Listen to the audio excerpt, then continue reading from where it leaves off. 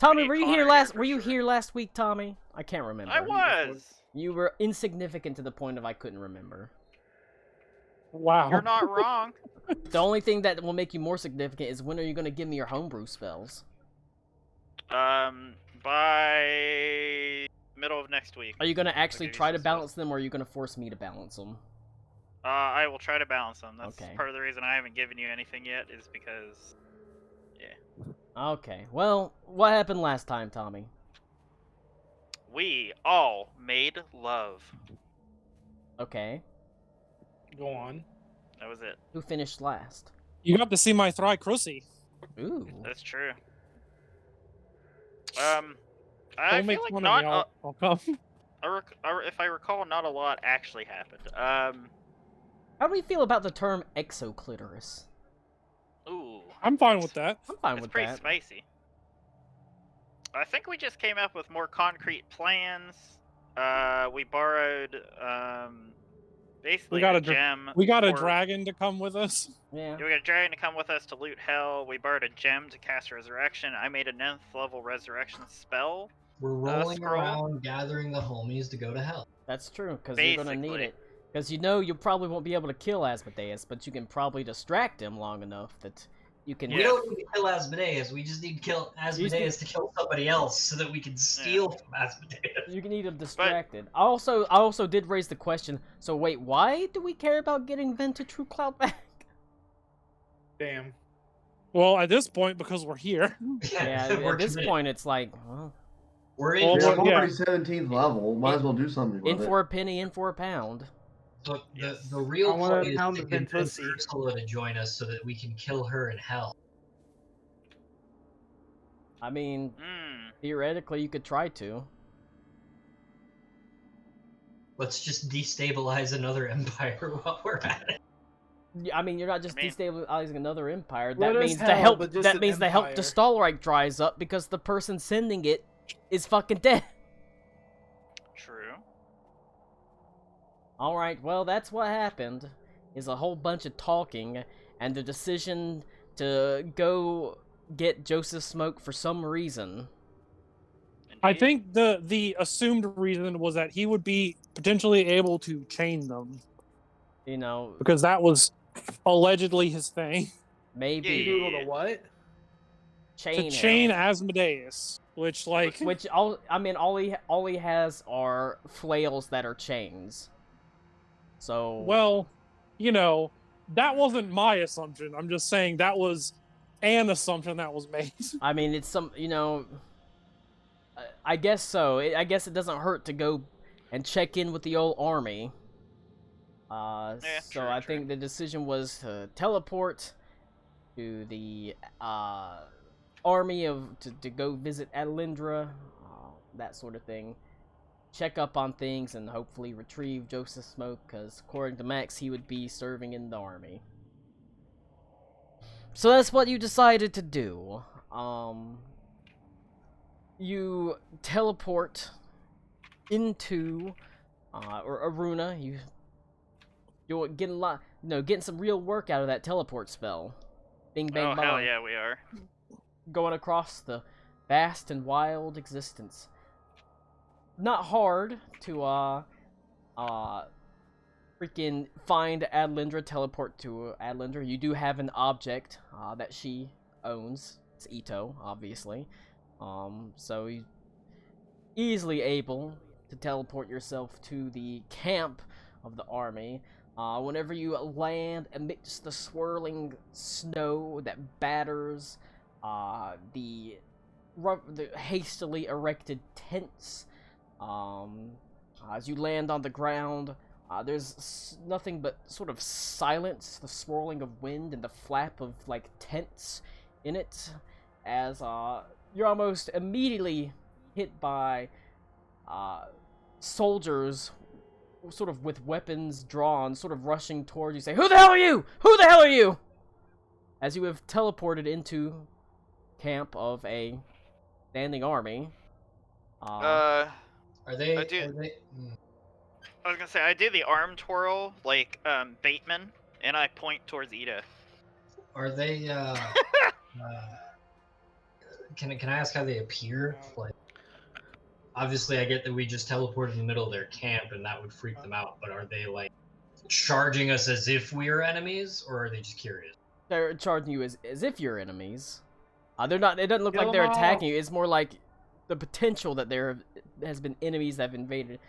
You obviously, you know, Or, the White Tide Mother and Bismarck are both casters, so they probably could teleport in and True. out. So, True. Okay. or they could teleport around or send things in. So, perhaps understandably a little bit on edge about things coming in. No, we literally have Ito, and we have the Bugman, who is a diplomat. For God's sake, one of you probably has official. I still do. I think I still have my ambassador thing. You Like I'm an ambassador to the crown. perhaps I have that with my little name tag from from Space Walmart. these are mostly rank and file like soldiers. They bear, you know, simple armor. You don't really see any hussars. They look like they're just members of the army as they sort of are yelling at you, saying, "Don't move! Don't move!" At the same time, they're like, half of them are telling you, "Don't move." Half of them are telling you, "Get on the ground and drop your weapons. Put your hands up. Put your hands up." Don't move. Let me see your hands. But Don't boy. move. there is Don't move. So it's a real. Oh, he's Phil got a Brownsford gun! incident, all this is okay? going on. It's just a swirl of confusion before a voice sort of raises above them that says, "Hot damn, is that Bugman?" Oh no.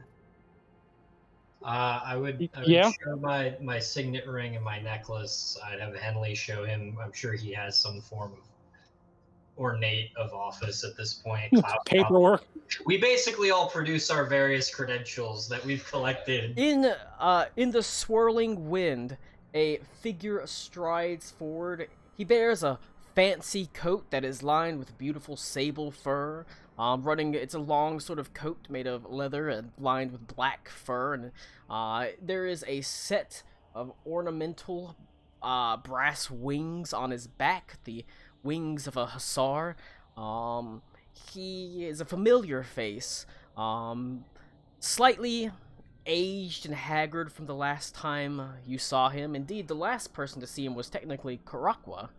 Oh my god. Because whenever you were in the city of whatchamacallit, Krutz Castle before you fled, he was there. And you were the last one to flee. That was where Dillamond did her thing, sacrificing herself to slow down the army. That's true. He's a lot more haggard. He's aged a bit in these past months, perhaps understandably. His face chafed by cold and wind and frost, but unmistakably, your old ally, Branson, the lowly guard, raised himself through the ranks on the back of nothing but his own belief, his own competence, and a very fancy coat that just got him in the door, essentially. Oh. Oh, I run up and give him a hug. And I have a dagger out pointing at anybody that tries to stop me with one of my baby arms. He's like, it's okay, boys, it's okay, as he sort of puts an arm around you and says, "Good to see you too, Al. Cool. Hot damn, what are y'all doing here?" Don't feel threatened. It's okay. No. They're with Don't me. feel threatened. We're allies. Don't feel threatened. You know, it's a long story. Well, I guess we're here looking for well, to look and see how things are going, and to also see if we could enlist the help of a certain somebody. well, I mean, things could be going better, but you know, I always like the sun better than the wind, but I'd say things are going pretty okay for me. Despite as bad as things are, he sort of smiles broadly and says, "Well, like I said, if you, I imagine I can vouch for you on pretty much anything that you need access to. I you know, carry some clout around here. I wouldn't call myself the too important or anything like that, but I've been known to be able to whisper in the ear of the leaders of the army and things like that. So yeah, I can get you in on anywhere. I mean, you fellas want to go? Just- Are we in a rush? You want to go get a drink, or we got a I tent think set up, a little tavern in a way. It's not much, but would you do us a favor and meet us there with Adelindra and Joseph Smoke if he's around? I mean, he's probably. I mean, Joseph Smoke. We put him on latrine duty because he's shit and he matches latrine. So.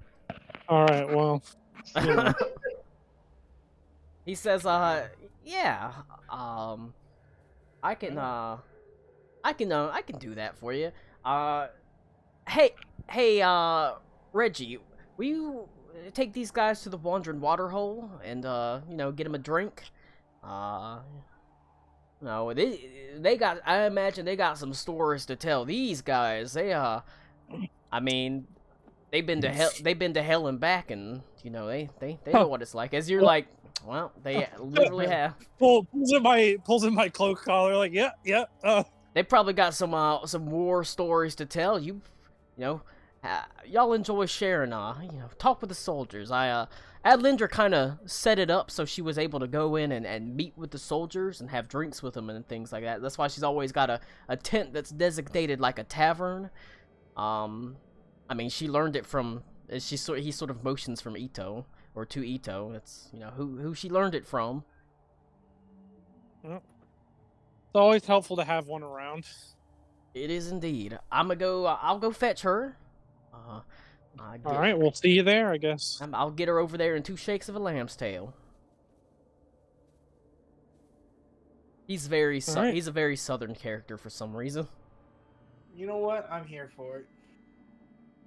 He turns and he disappears down a long row of tents as it looks like people are still a little bit wary, perhaps understandably. They don't have weapons drawn, but they still are keeping an eye on you, like, just in case. But they do what they're said to say, alright, let's go to the Wandering Waterhole. And indeed, the Wandering Hole is not much to look at. It's just a long rectangular tent made of heavy canvas. It looks like it was probably just plain sort of beige, but they've taken the time to paint portions of it with like beer steins and various graffiti. A lot of the graffiti is quite, sexual in nature. Hell yeah. Nice. Like As it should my be. balls were here and that sort of thing. Hell yeah. Cody, tell Laura about the graffiti of penises all over the tent. Sergeant Laura! Fitzgibbon sucks ass. And There's a dicky and balls on the tent. It's true. Graffiti. Graffiti everywhere. Just dicks everywhere all over this tent. On the tent, Colin is describing. It's like, this okay. Huge dicky and balls. Yeah, so I'm describing it right here. So Cody, here's the shaft, and it goes and Here's it the ends in a bulbous like protuberance, Bulbous. and it has like a fountain that comes out of it. And this fountain, the droplets actually have eyeballs in it of all past personal conquests for the person All that the does it. droplets have eyeballs. Yeah. She walked away. She That's what got her. She couldn't handle it. All right. You couldn't handle the truth. The heavy canvas protects the interior from the frigid winds that swirl about it. There's been heavy stakes that have been used to put the tent down, and within the interior, it is obviously on the rough dirt ground, largely frozen over, but it's warm enough. It's much more pleasant in here. They've got like a little cast iron stove off to the corner, and pipes running up through the actual top of the tent. There's smoke that comes out of it a little bit, but it vents at the top of the tent where you can see there's little flaps that are open. Every now and then a little bit of snow swirls in through those flaps. The room is actually the common room. The tavern is actually pretty well populated with soldiers. You see there's rank and file soldiers, there's hussars. You can obviously distinguish by their the wings that are strapped to their back. There is a bartender that's happily serving drinks. They set you down at a table, and you're able to order some drinks. There's nothing fancy here, unfortunately, but perhaps understandably. It's just, ale, essentially. And you kind of wait as you hope that, Branson will return with Adelindra Charlie boy. shortly. Unfortunately, before that happens, or perhaps fortunately, there is a small group of somewhat friendlier soldiers that walk over and they sit down at the table. They look like they're actually hussars, because they all have these wings on their backs, and they sit down with you and they say, "You're looking awful lonely over here, friends. Haven't seen your faces." Oh, we're stopping by to visit some friends. Oh, See how the front's going. who's your friends? Branson, Adelindra. Oh, Branson and Adelindra, huh?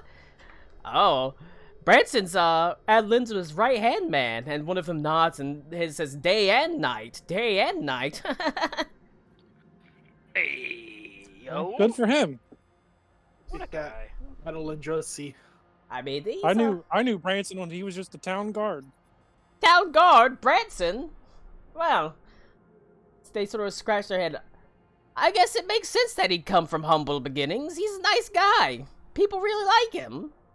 Mhm. Well, that's good. He's always been. Adelindra really likes him. Are these guys like Pissed, teenagers? drunk. Or they just like they're pretty young. They're just a Oh. bunch of shitheads. Lucky I him. tell them, kids. I wouldn't. I don't know if they're giving you guys these drinks for free, but if not, get a couple drinks on us. Lucky him. I wouldn't kick her out of bed just because she left her wings in it.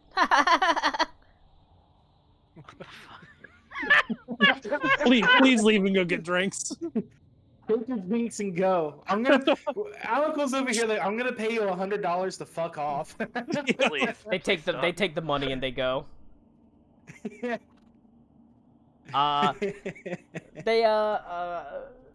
go. They're happy to go get drinks, as you don't have to wait much longer before the tent flap opens up, and in the sort of silhouetted in the swirling snow, cast about by frigid winds, is Adelindra.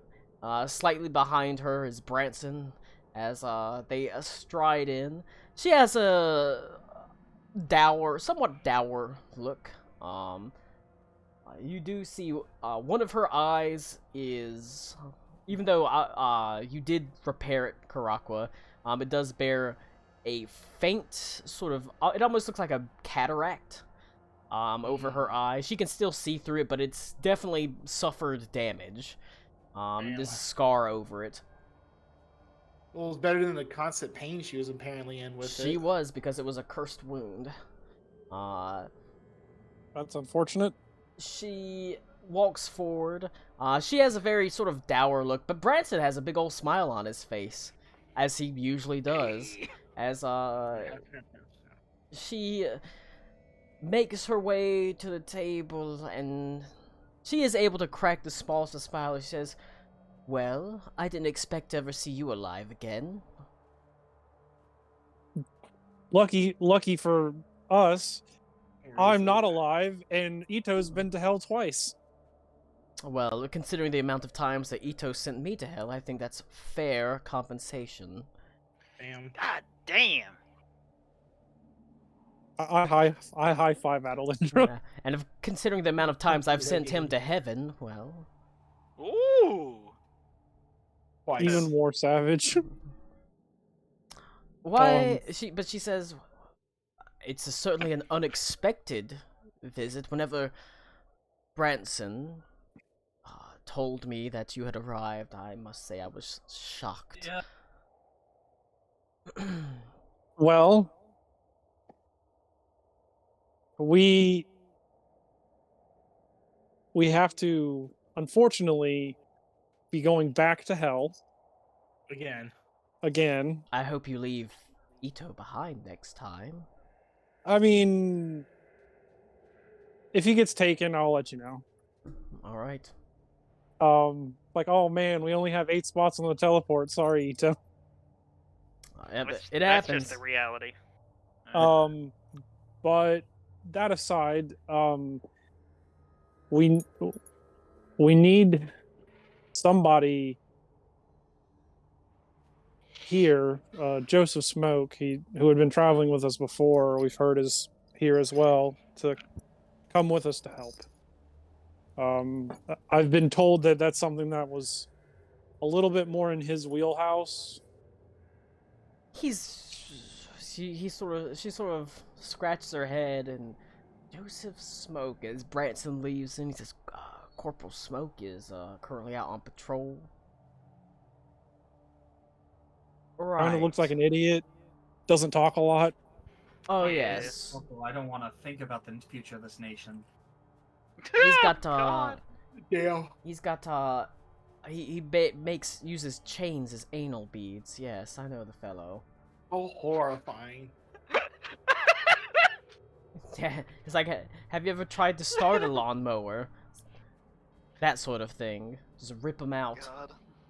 Like Well- trying to start a They weed call whacker. his asshole the Cold Forge now. That being said, he did show some affinity for dealing with the like of devils, and we're dealing with a the devil, so to speak. Well, he is due to return tomorrow from his patrol, so... But we would, of course, bring him back. But Well, of course. I suppose I have no problem giving him special orders. As, we've known each other long enough and trust each other well enough that if you say you need him, and that it is duly for the good of the Empire, then yes. I don't have any problem releasing him to you. and It's only temporary. and I imagine you had heard about the weddings in Parzula. I have not. We don't get a lot of news out here, I'm afraid, and I haven't spoken to Gen for quite some time. Well, Henley, who is, I don't know where he is currently, but he's being very quiet. Yeah. Has, He's back at the tent, nursing a Sore ass. boner. yeah, a boner. He has married Adelaide. Really? Don't mix that name up. When Branson says, "You married the Emperor," you're bullshitting me. Henley, don't stick your dick in orange juice and tell me it's a dreamsicle. Is that fucking true? Branson's like, What's a dreamsicle? the dreamsicle.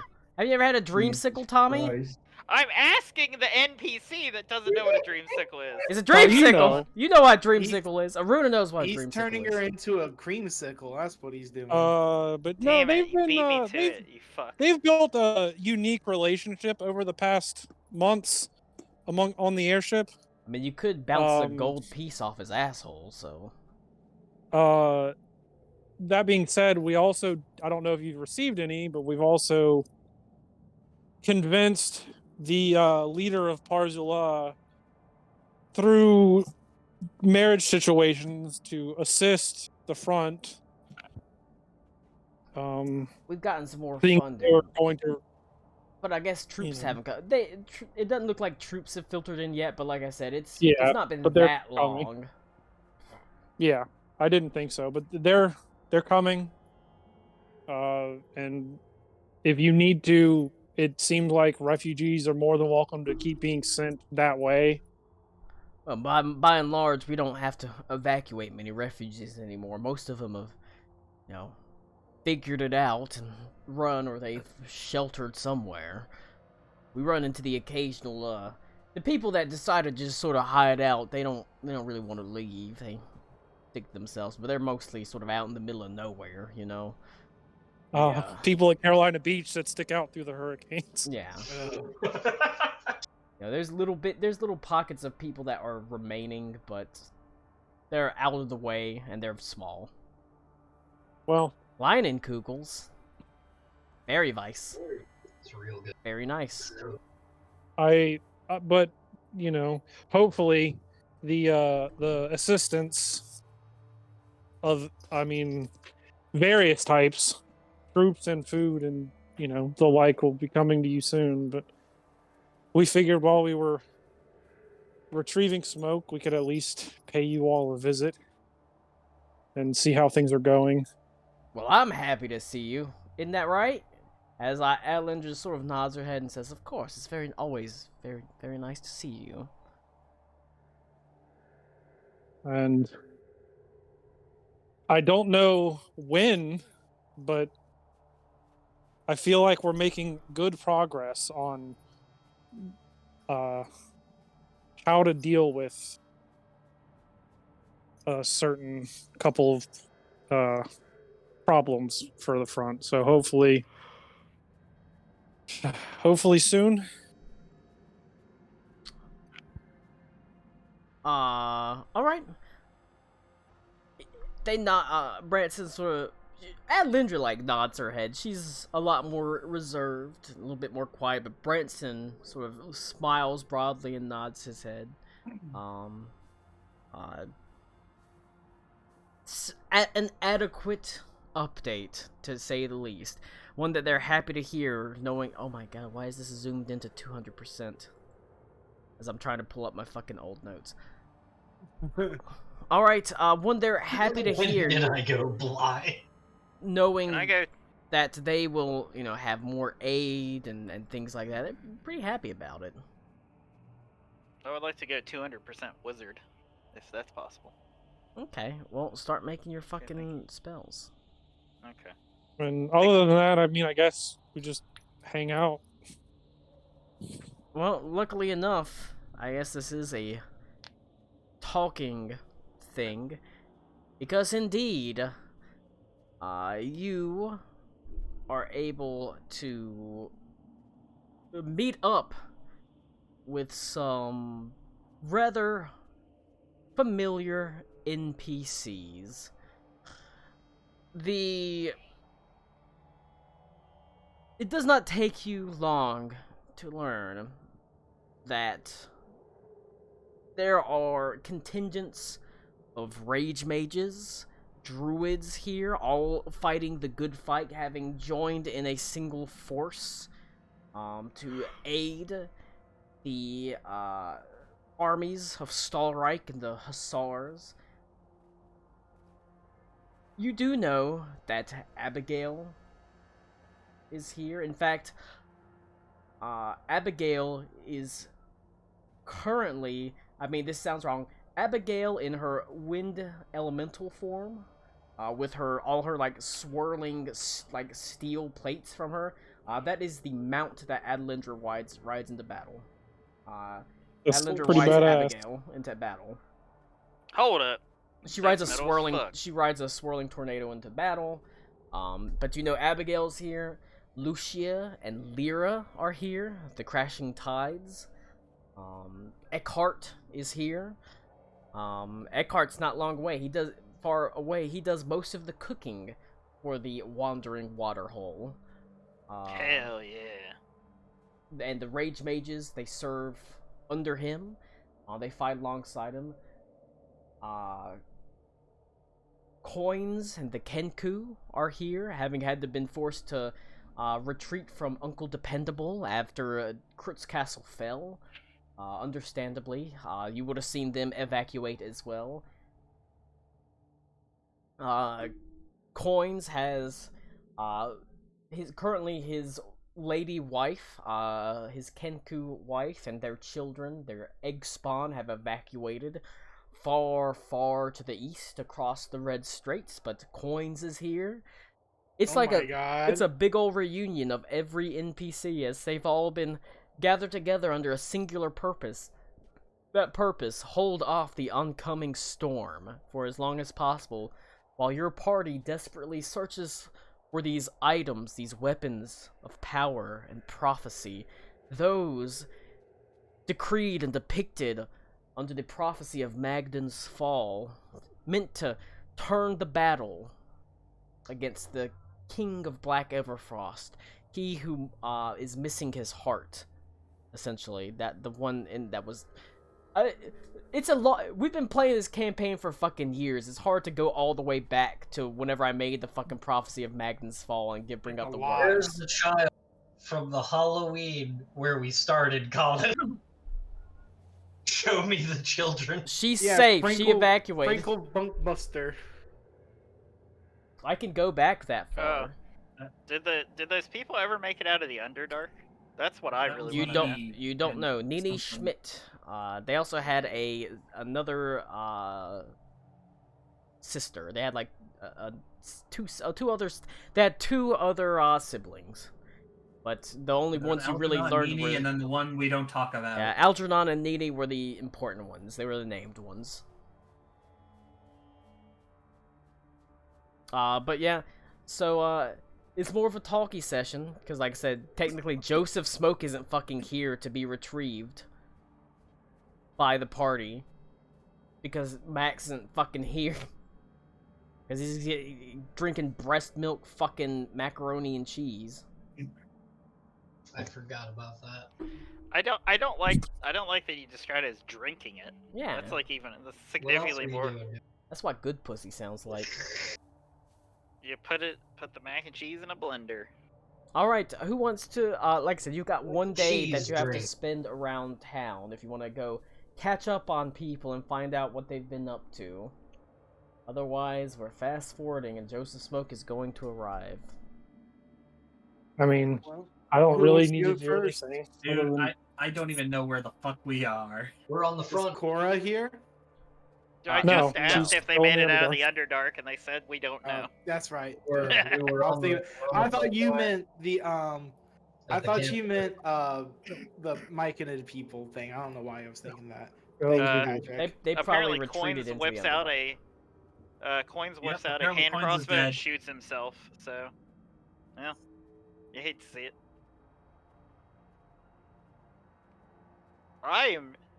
While I am attached to some of these NPCs, they're not as vastly important to me as Ito, Alikul, and like Karakwa. You know what I mean? I mean, Yeah, it's because really Coins for was me- here for a fucking day, so who cares? I was nice No, enough to Coins- include him. Coins is the best of us. It's not like I'm gonna. It's not like I'm gonna pull Mike in here and be like, "You all this backstory I gave you for fucking character, say- Mike, that you don't deserve." Coins did do the most important thing out of everyone here. He Dying, convinced killing another he- Kenku. no, he Oh, fuck. he convinced Reed to not get rid of his kunai with chain. That's true. Oh, okay. And honestly, like We're if all that's better not beautiful, if that's not love, I don't know what is. I'm not even. Cody, you need to supposed go have a council with the druids. Tommy, I'm not Just even RP supposed for to be 3 here hours. today. I hope I don't jack off. Hmm. Okay. Good talk. Maybe you should. Yeah. Cody, go. Maybe you should look up Bozo dubbed over. Shut the fuck up. Cody, go RP with your druids. Take Colin to shut up. Colin, Yeah. I make my way over to the druids and I whip it out and start jerking off. Explain to me exactly how they start jerking off too. Show us the dog. Chloe Cussy. You, Cody. Clussy. The dog. What is there a dog? A dog. I thought the Clussy was already taken by the clowns. I do it all for the Clussy. That dog just wants to be pet. Like, you can She see- got some sleepies in her eyes. You can see the evil on it. That Nice. dog's evil. Well, what's worse is we can see Cody's fupa. You can see my what? Your fupa. Ooh, Your dog is your That's- fupa. I've spent years cultivating that fupa. curating it even.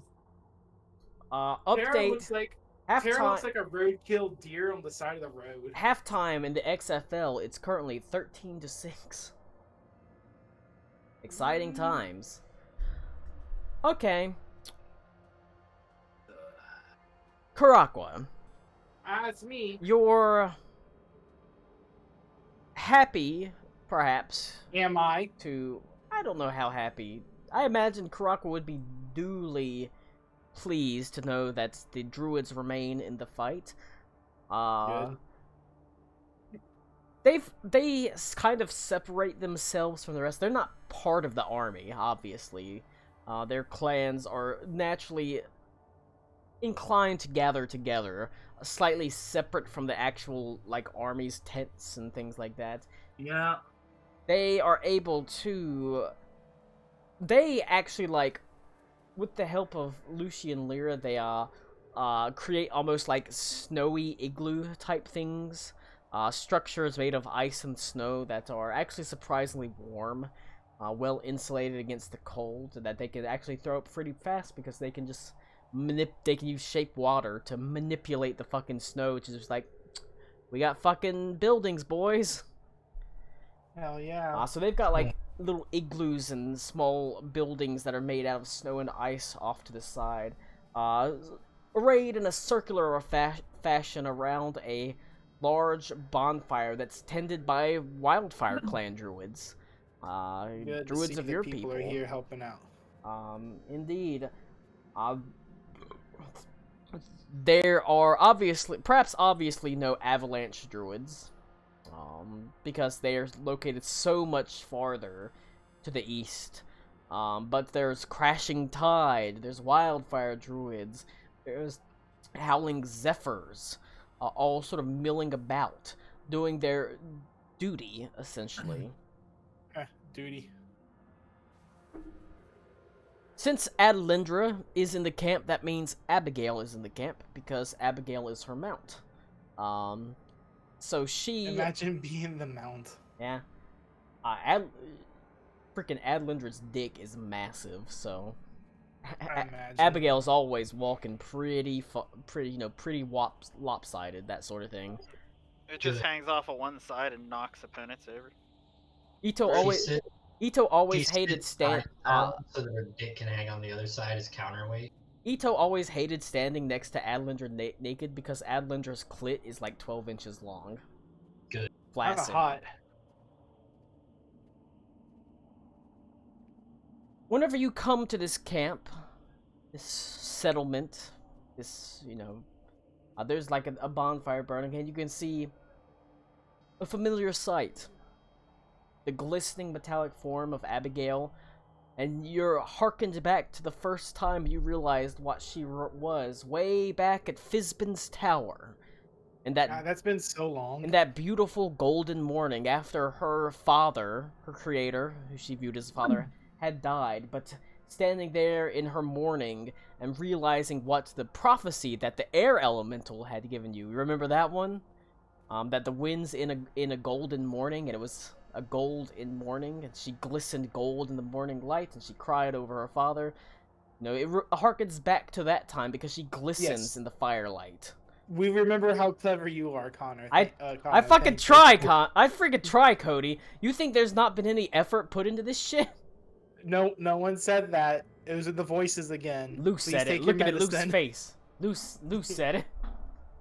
Lou got a haircut. He did. I'm just fucking tired from my workout and then doing my fucking room. That's good though. Yeah. Where you been working out? Yeah, You been and your going to? haircut. Have you just been like working out around the house or going up to the gym up the road Tell us here? about it.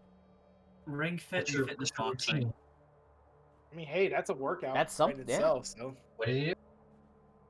ring fit Ring adventure. fit and Oh, fitness yeah, boxing. yeah. That's more exercise than I do. I don't do shit. Fitness boxing Ring- is fucking half an hour shifting my weight back and forth from my front leg to my back leg while punching. Ring Fit hurts my soul because of the jogging. It so hurts. I know the Tommy jogging likes to play it because he sucks. likes to look at the chick run. He likes to look at her ass. Hell yeah. But it harkens back to that sort of her glistening in the light. Even though she's a, warforged, and she doesn't really change, there's a certain, maybe it's the way she carries herself that's a bit straighter. She looks older, as if the mantle of leadership having been thrust upon her, she stands to hold it up, to meet it, essentially.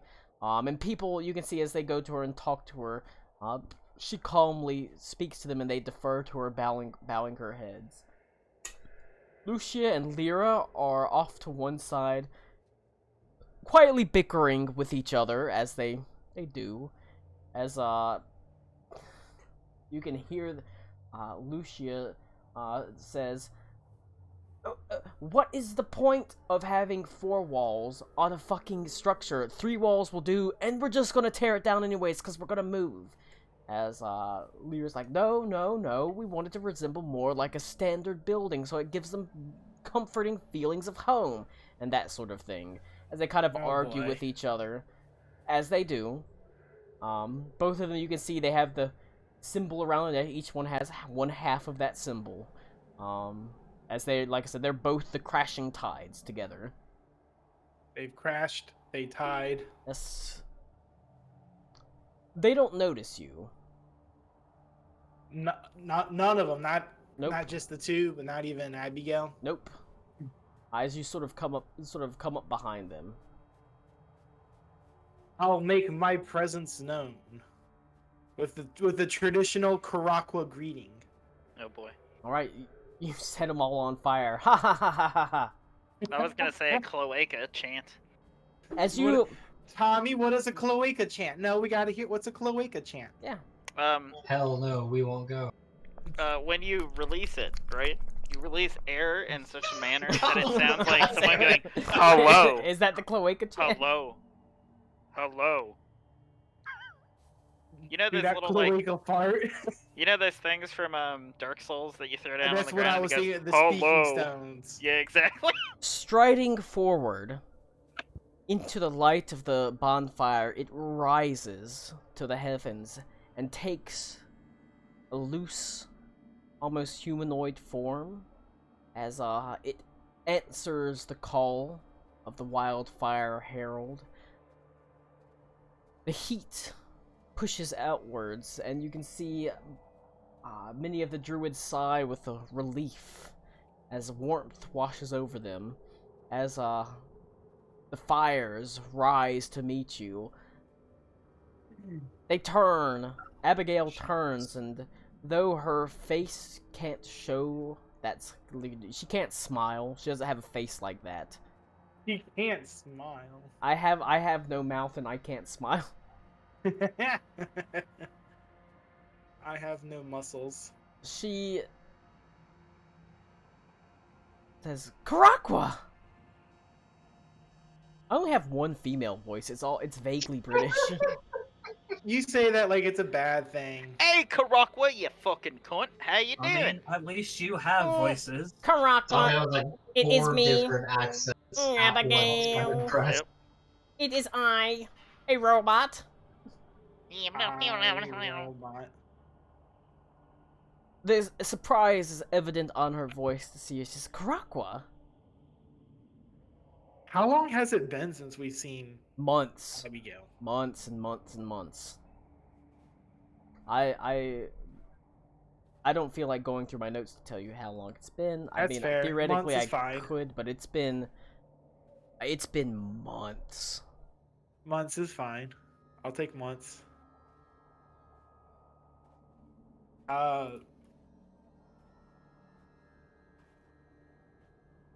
It's good to see you again, Abigail. And I kind of open up for a hug for her. She'll Arms wide. she'll absolutely bring it in. Bring it in, girl. As she wraps her arms around you, easily sort of lifts you up off the ground, sort of holds you up in the air. She takes a step back and motions to the druids. Many of them, howling zephyrs that have followed her command, as much like a apprentice that seeks the approval of her master. She says, "You see how they've you were right. They did unite under me. I was able to bring them together." You've always been able to do whatever it is you wanted when you put your mind to it. Well, that's what you taught me after all. You and Dillamond. Yes. Wow, way to make it awkward right off the bat. Hard to believe she's, you know, I guess you could say at this point, Dillamond's all bark and no bite. Because she's in the, yeah, she's she's in the really trees. branched out Yeah, lately. she's really branched out. She knows the roots of the problem. Yeah. Kind of Have you come to join us at the front, or why? No, it's good to see you, but sadly I've not. We've come to look for Joseph Smoke and ask for his aid. No one specifically. actually knows why. Why? It also I doesn't can't help tell that you. Max isn't here, so. I mean, Why I don't. we're looking for Joseph Smoke? I still can't have no quite tell clue. you. Max has a adequate character to play with Boris Blackpowder, so I don't know why he wants Joseph Smoke so badly, but So that he could make the joke that we were taking his new character to rescue his old character to save his new character. It's kind of funny. but she says, well, there's probably some wildfire druids that would be happy to hear from their herald. No. Yes. I would like to hear more than just from the wildfire. Hear from everyone. See how everyone's doing. Especially from you. It's been too long. I wish to hear of your journeys and of your adventures. I want to tell you of them. I've learned so much over the past few months. I never thought that, I could harness such power that, you never imagined being able to just call the winds and the air to your hands, to send swirling tornadoes. I was a gardener, and here I am months later able to call lightning from the skies. It's been a journey, once prompted by you. Prompted by me, but one that you have sought out yourself too. All I did was take the spark that was there and kindle it. It was up to you to blaze your own path. She nods her head. Been a long journey. But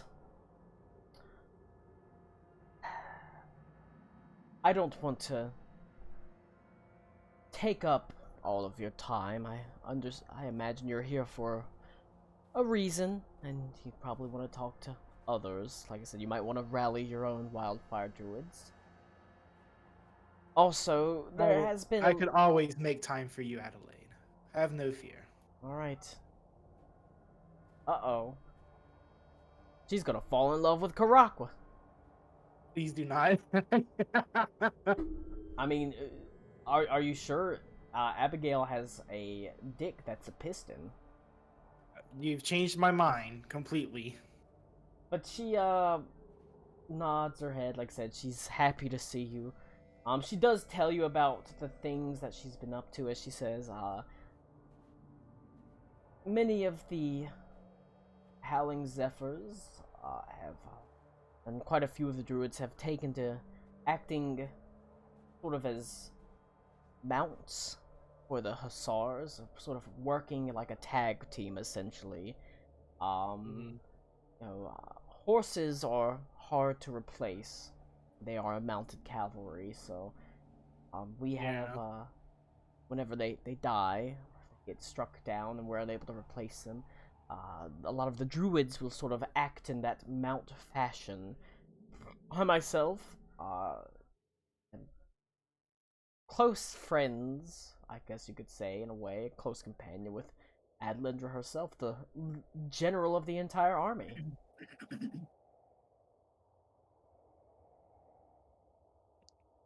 quite a resume, I especially for suppose, such a short period of time. you know, she sort of says, has this sort of aw shucks posture as she says, well, you know, desperate times call for desperate measures. There is something you could do for me. Oh, And the druids, Lucia and Lyra, have a propensity. I guess their arguments can lead to them having a little bit of a standstill in making decisions. I've tried convincing them that perhaps a third party, myself or Adelindra or someone else, could be like a tie-breaking vote in those situations, because they do often find themselves at odds, sometimes over, I think, almost spitefully over petty things. I guess it's not too surprising that there's still going to be some animosity between the two. Understandable. There is definitely still some animosity. But she says, I've tried to convince them about a third-party arbiter, and technically, I've been, realistically, the Howling Zephyr longer than they've been the Crashing Tide. So, I don't know why they won't listen to me, but they don't generally, they're generally not inclined to listen to me.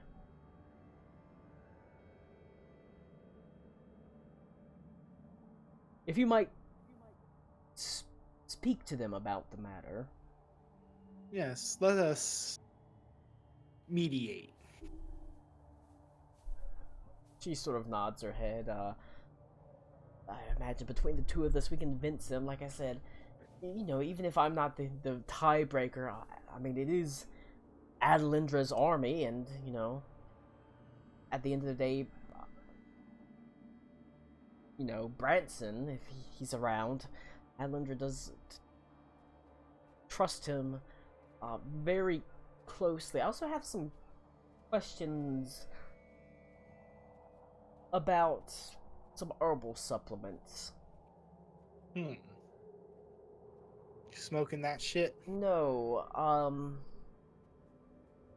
she sort of looks around and she says, can I perhaps speak to you in private? Of course. Where none can really hear. And she sort of yeah. leads you away into a little thing, and like one of the little igloo type things, and she says,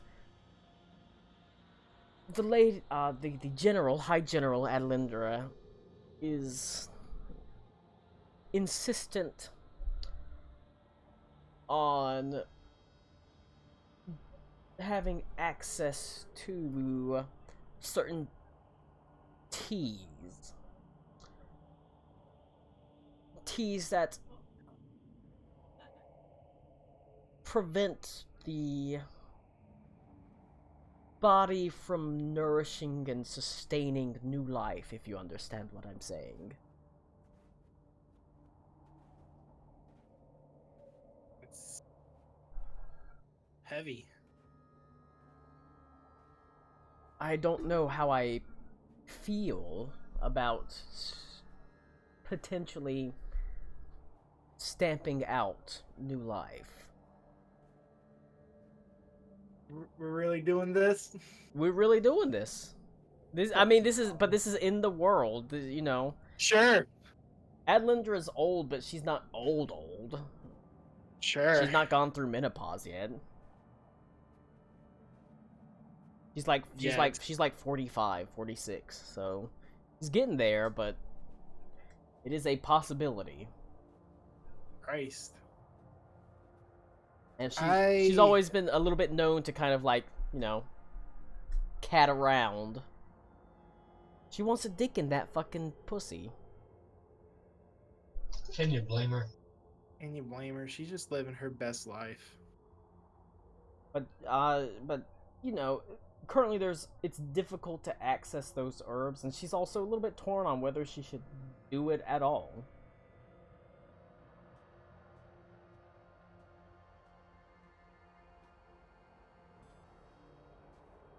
You are her mentor, so she's asking you about it. It's not. It's meant to be a difficult situation, Sure. but doesn't have to have anything to do with real world politics or anything.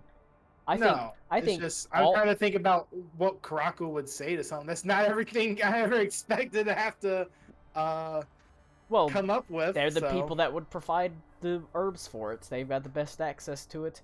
But in the real world, you know, I think not only should abortions be available, they should be mandatory. So What the fuck up, Colin? Every character is self-insert. Remember that. that's true. guys. If abortions were mandatory, we wouldn't have to deal with Tommy. Aw! You got him. You meant to say Connor. That's true, but Connor's not here to feel bad about it. Connor wouldn't feel bad. But no, I mean, it's not an easy situation. Like I said. And that's also the... Would Karako even know of such like a of medicinal? Of course. Anybody that has any training in nature at all knows, like, these herbs, they kind of exist. You understand, like, it's like one of those things that, like, it's almost like, you know, if they invent artificial intelligence, it's gonna be used for sex. Same thing, like, Hell if yeah, you know stuff about herbs and potion making, it's gonna be kind of used for sex. That's just the way it is.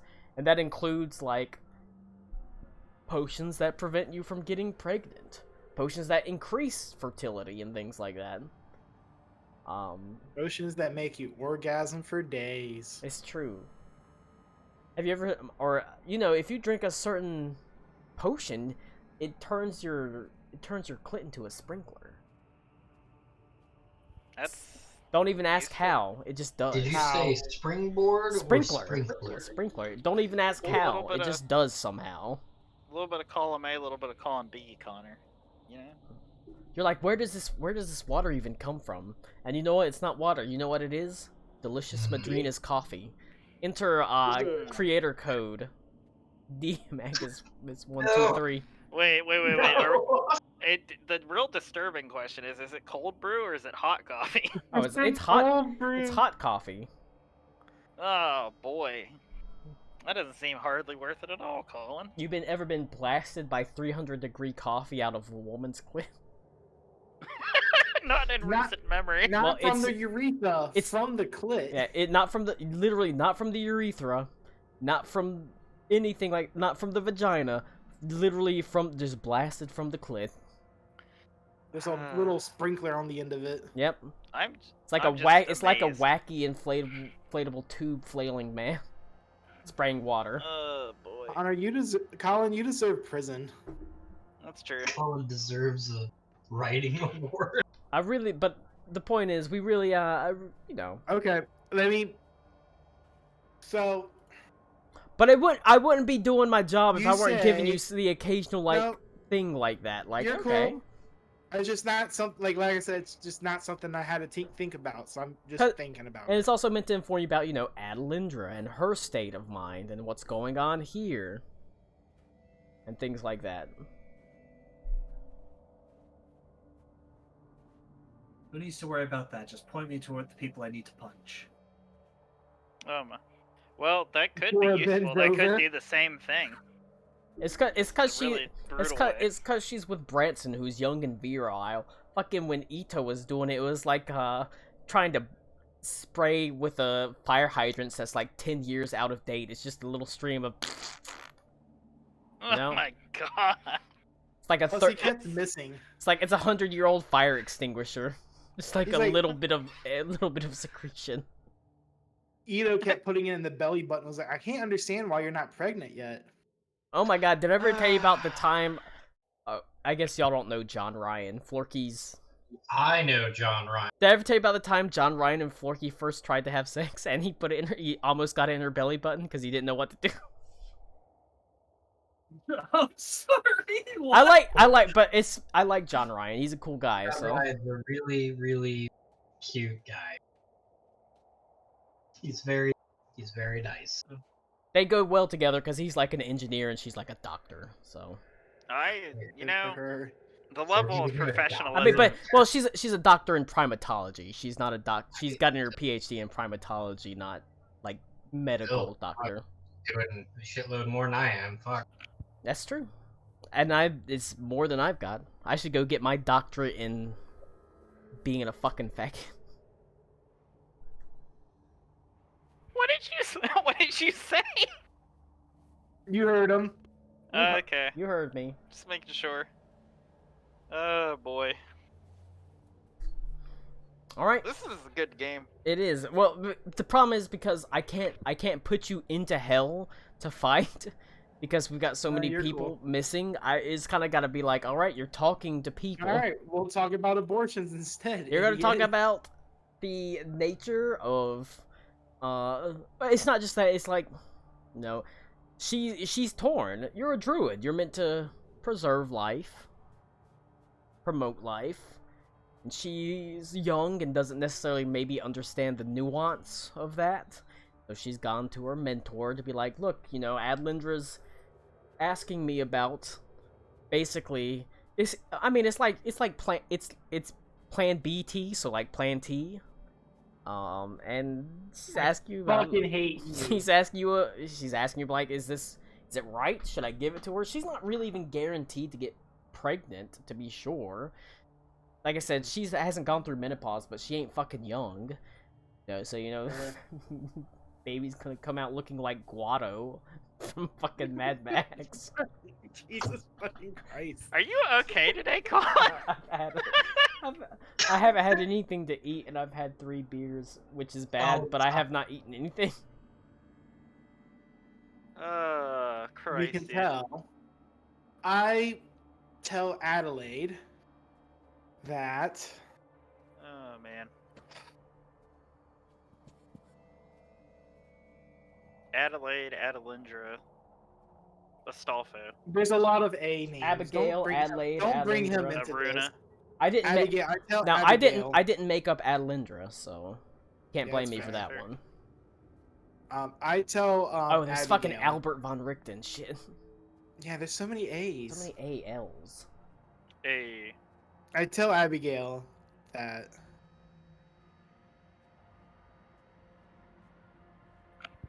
she, at the end of the day, you can only do what you believe is right. Even if someone who may have station over you wants something or needs something, it doesn't mean that you are obligated to do it. There may be reason why they want something or need something, and there's very good reason why you would not want something or need something. It's just that I was. Adelindra is a very frank and stoic and serious woman with a path that she has already set for herself. And there's probably not a lot we can do to change from that. And the only thing that could change her from that path would be something such as bringing a life into the world. I mean, I've never spoken to her about it, and I understand that she.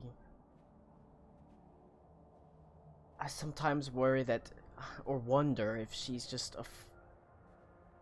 if she is afraid to bear or bring a life into this world under her current circumstances, what with, I guess, the mortal danger that she's constantly under.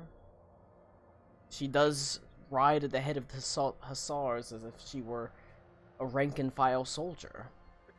Or I wonder, does she ask me for that because she doesn't want children at all? If you understand what I say, I don't know if she wants children and is terrified because of the circumstances she's in, or she just doesn't want children at all.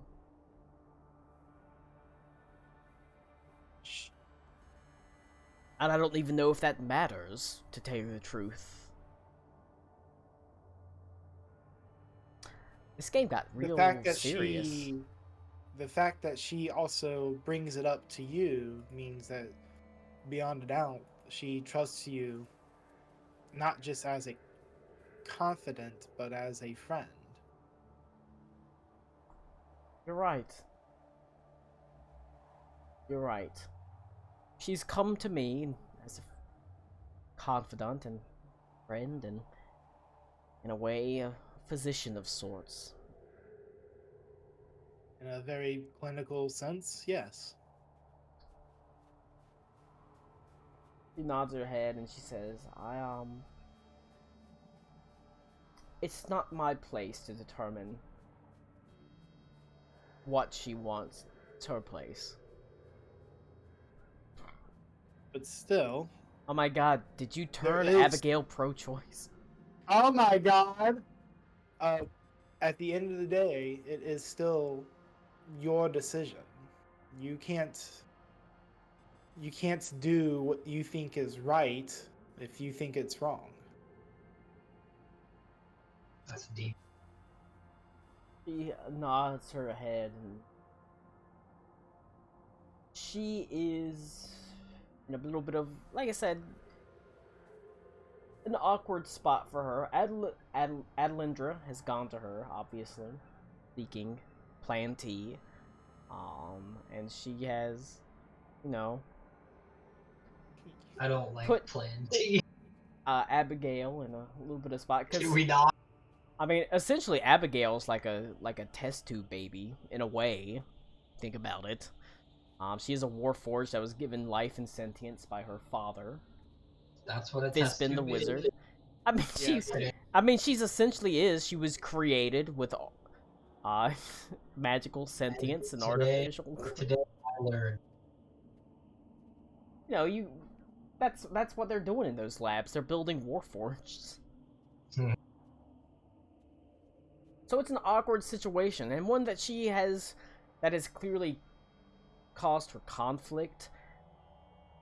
But honestly, she just, after having talked to you and having nodded her head and understanding, even though while she is conflicted, it's not necessarily her place to determine, you know, what is good for Adelindra. As she understands, Adelindra is in a somewhat precarious position, and it's understandable why she would never want to, at least currently, have a child. Right. I gotta pee real fast. Pee break! Anyone gotta pee? Go pee. Mostly because I have to go pee. We've all been to pee, Good. alright, I tinkled out, but yeah. Let's go to someone else. There's still some more Karakwa stuff. Obviously, you gotta Let's deal go with to someone a little less awkward. Luciel and Lyra. I don't think it was awkward. It's just one of those things that I know. they I'm talk giving you a about. hard time, you stinker.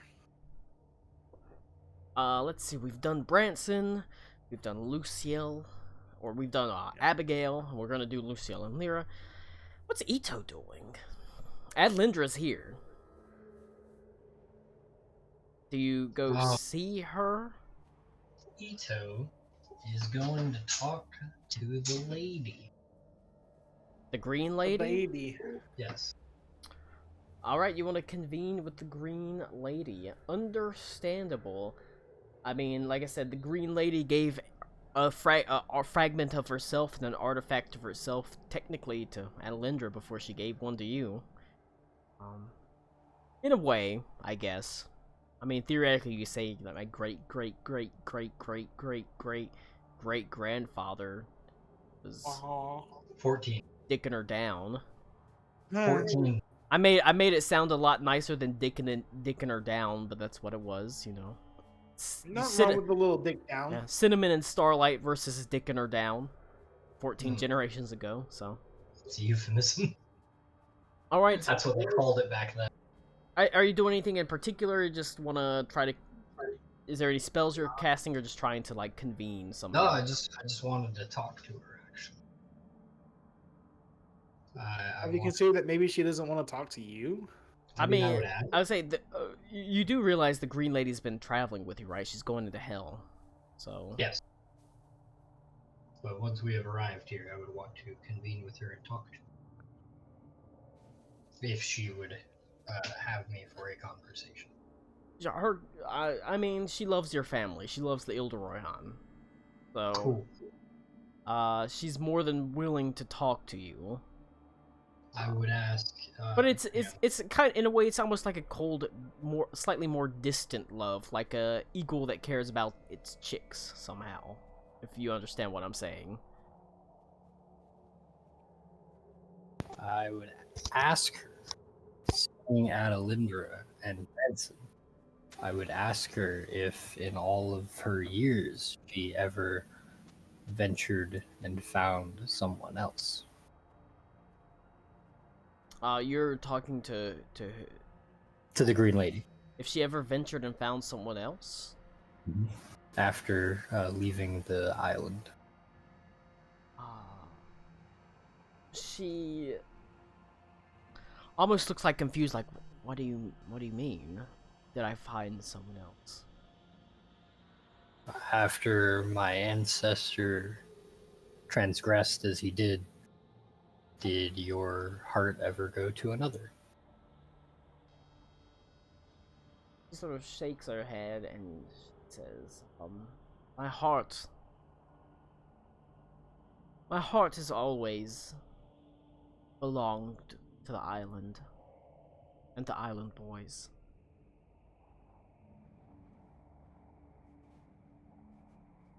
He left.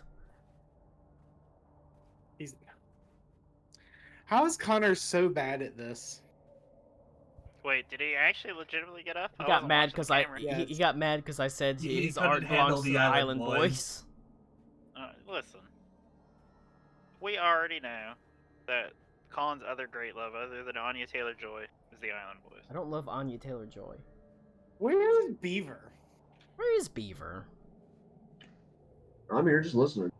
You haven't said anything for 2 You can do hours. stuff. You can find something in here to do if you want to tell me what you want to do. I just realized you hadn't I'm- said anything in a while. I'm back.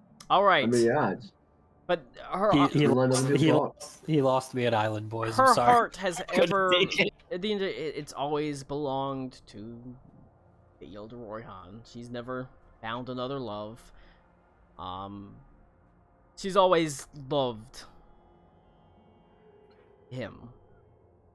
As evidenced by, like I said, whenever, even at the end of his life, after all he's done, she was there at the very end. And she's always been there, in a way. That's why the curse, it was on the Ildoroyhan, because she was always there. And so, no. He says, it ever belonged to him. I see. How long? Well, at the risk of sounding cruel, did you?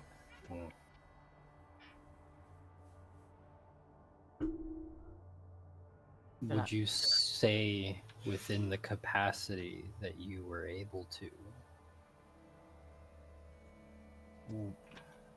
Could you move on to another at this time? She smiles and she sort of shakes her head and she says, I don't really see that it matters, really.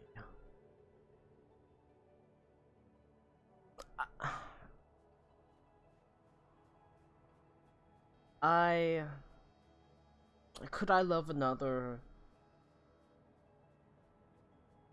in such a fashion as I loved your great times 14 grandfather? Maybe.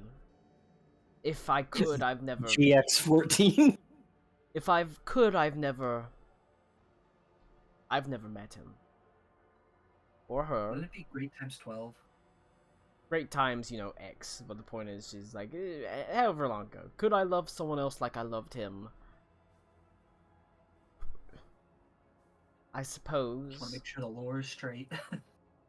I mean, if I wanted to get the lore straight, I'd whip out a notebook and give you his actual name. But Oh no. I Oh suppose. god, yeah, even I don't know his name. Shit. I cannot remember his name. I've got a notebook. that's got Something it. with an A. But More A names. I could, I suppose. Alvin. But I don't see Simon? why that matters.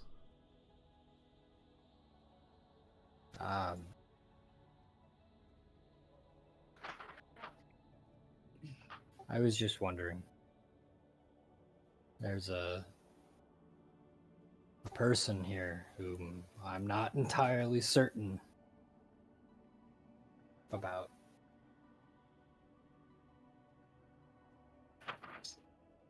I've let my life become complicated. His name was Cortez.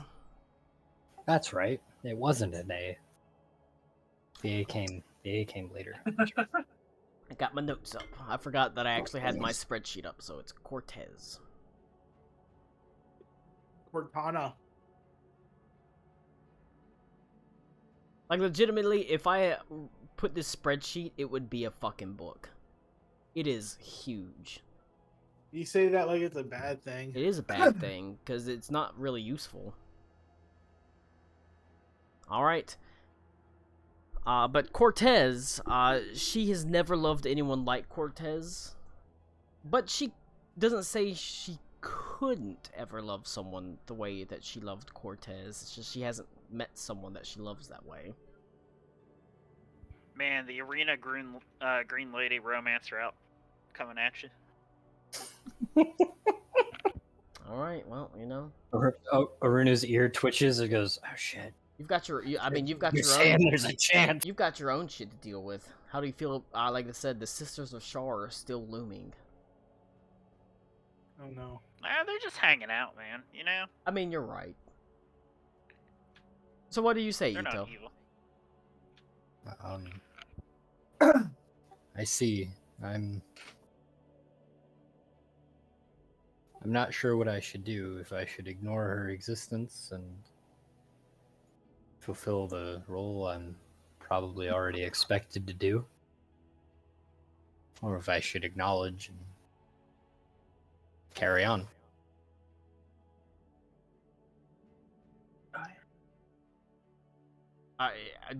Is that something you're saying, or Mm-hmm.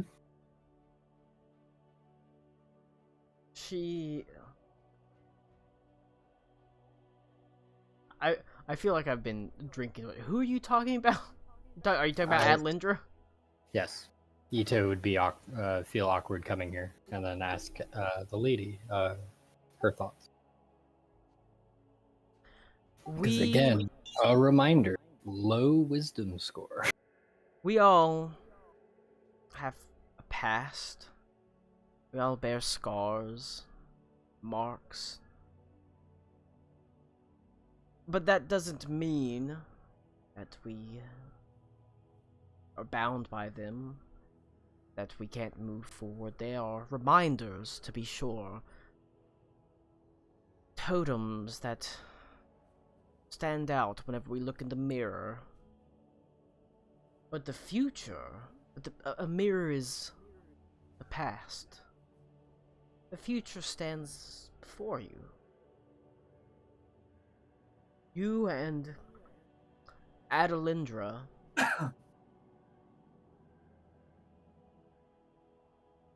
found each other whenever you needed to. And whenever you didn't need each other, you moved on. Was there hurt? Of course. Was there heartbreak? Yes. But those are things that happen to everyone. From the lowliest peasant to the grandest noble.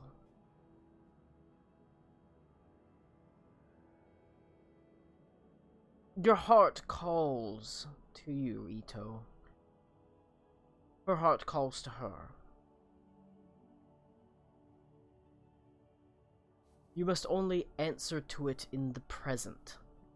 And if it is that your heart calls to Amelia, then that is the case. But if it calls to Adelindra still, it's something you have to confront and deal with. And you don't know that her heart calls to you anymore.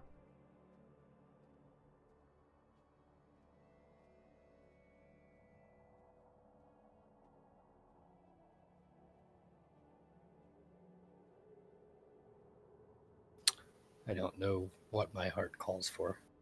I am torn between my people, my family, my love, the survival of the world, apparently.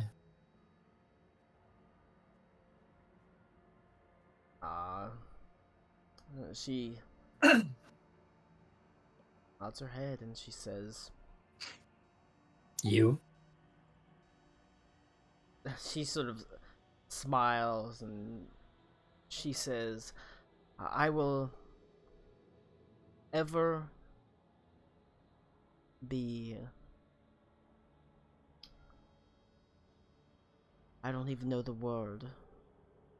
I'm bound to the Ile de Royhan, but I'm not unhappy about that. When I was broken, tattered, cast asunder, and I needed to be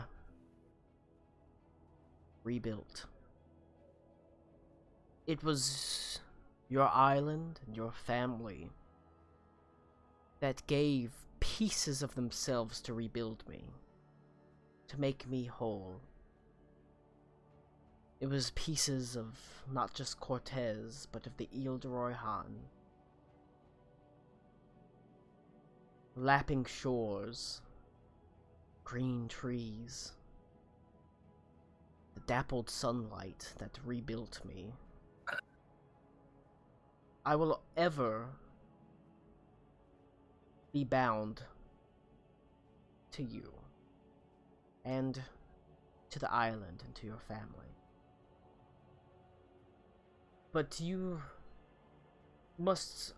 I need you to understand, you suffer no obligation to me.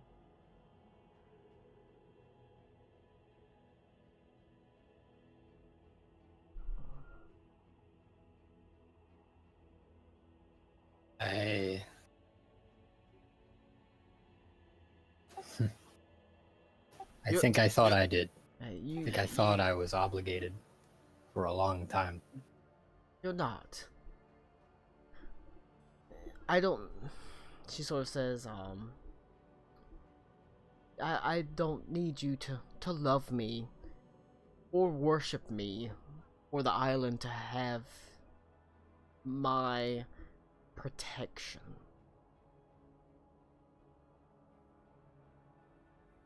Lady, if I may speak boldly, I think you are mistaken. How so? My island doesn't have your protection. We're protecting you. You are a figment in this world's imagination. No one on this plane knows of your existence but my small island. We do not wish to protect you. We do not wish for you to protect us. We only wish that the transgressions of our past can be forgiven, so that anyone can be welcome again on my island shores. Be them divine or fey or a Places normal. both sort of hands on your face, sides of your face, says, transgressions have been forgiven. But not forgotten. I would not have you place your island in any kind of danger or force beliefs on it just to maintain my presence in this world or any other. If it is fated that I am to wither and fade, then that is the fate. I would not have it place undue difficulties on you, or your people, or your island. You understand, don't you? That's, in a sense, what love is. If my existence is detrimental to the people that I love, then I would rather be forgotten.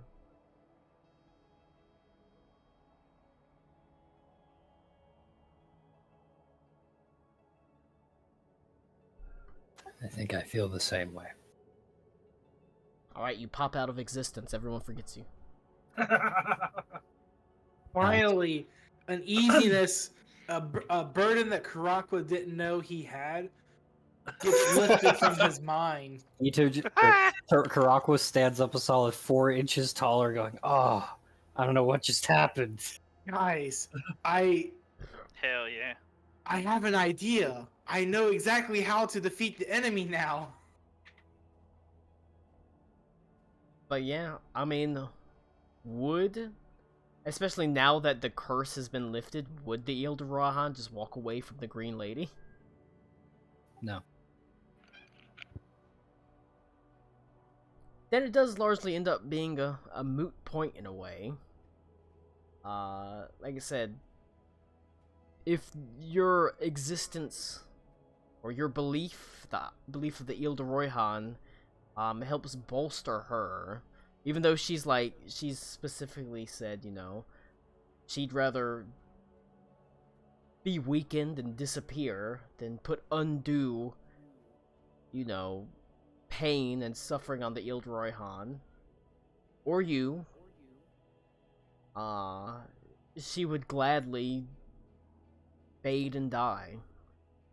She would join, in fact, maybe in a way it would be a relief. Perhaps, if there is a karmic afterlife, she might walk hand in hand with her love, Cortez, in a, you know, beneath beautiful starlight and fields that, you know, smell of cinnamon. Maybe that would be something for her. But the point is, currently right now, Island believes in her. We've got Burnesh leading the fucking pirate mecca. That's true. But it's sort of regardless of all that. That's something that exists and something that's true within this world, is the Ilda Rohan believes in the Green Lady. I would ask this in first person.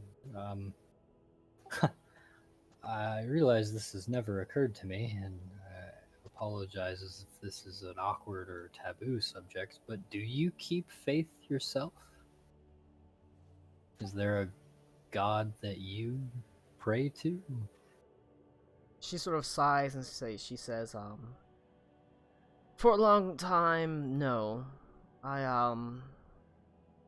Whenever I was cast asunder from my realm, from the Court of Spring by Baba Yaga, found myself on this material plane, I abandoned any sort of god and hope. I suppose, in a certain sense, I wouldn't say I follow any god particularly now. I've seen the dragon turtle. He is practically a god, and indeed the dragon turtle is a god, much like the kraken was a god, a living god. But she says, I don't know. I like to hope there's something. I like to hope that there is somewhere where I can be young and happy again. To have the happiness that I once knew. I hope that it is somewhere out there.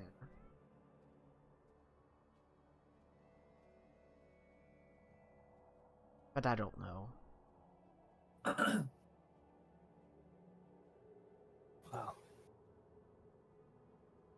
I hope that we make it through whatever is to come so that we may all have such an ending.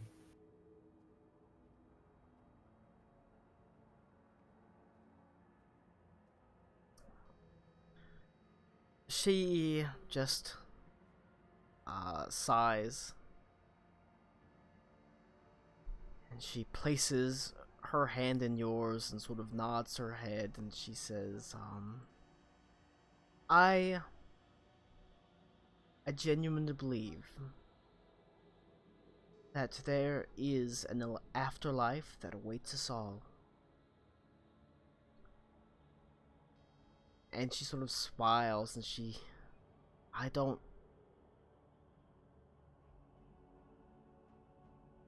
and she sort of looks at you and she says, I don't know if you've worshipped me as God, and I've never viewed myself as that. Protector, in a way, sure, but I don't know that I offer you or anyone else an afterlife. For a long time, I didn't believe in any gods. You were just a story. Something that my father and grandfather told me. I wish I had been. Just a story? I wish I had been, so you would not have suffered the consequences of a curse put on me. A curse that you and your family and your people never deserved. Oh, I'm truly glad that is not the case. I'll motion and I say I wouldn't have met all of these people. Alright, if a black person puts grease paint all over their face, is that blackface? I'm watching the XFL and this dude is smeared with grease paint. I was drinking.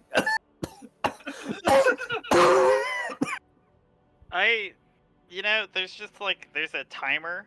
Oh yeah, there is. So there's a timer. Yeah, there is. There's a timer for how long I can be serious before I have to make a joke. He needs a breath. He needs to let it out. Cue For a moment. Idris Elba from Pacific Rim going, reset the clock! Yep.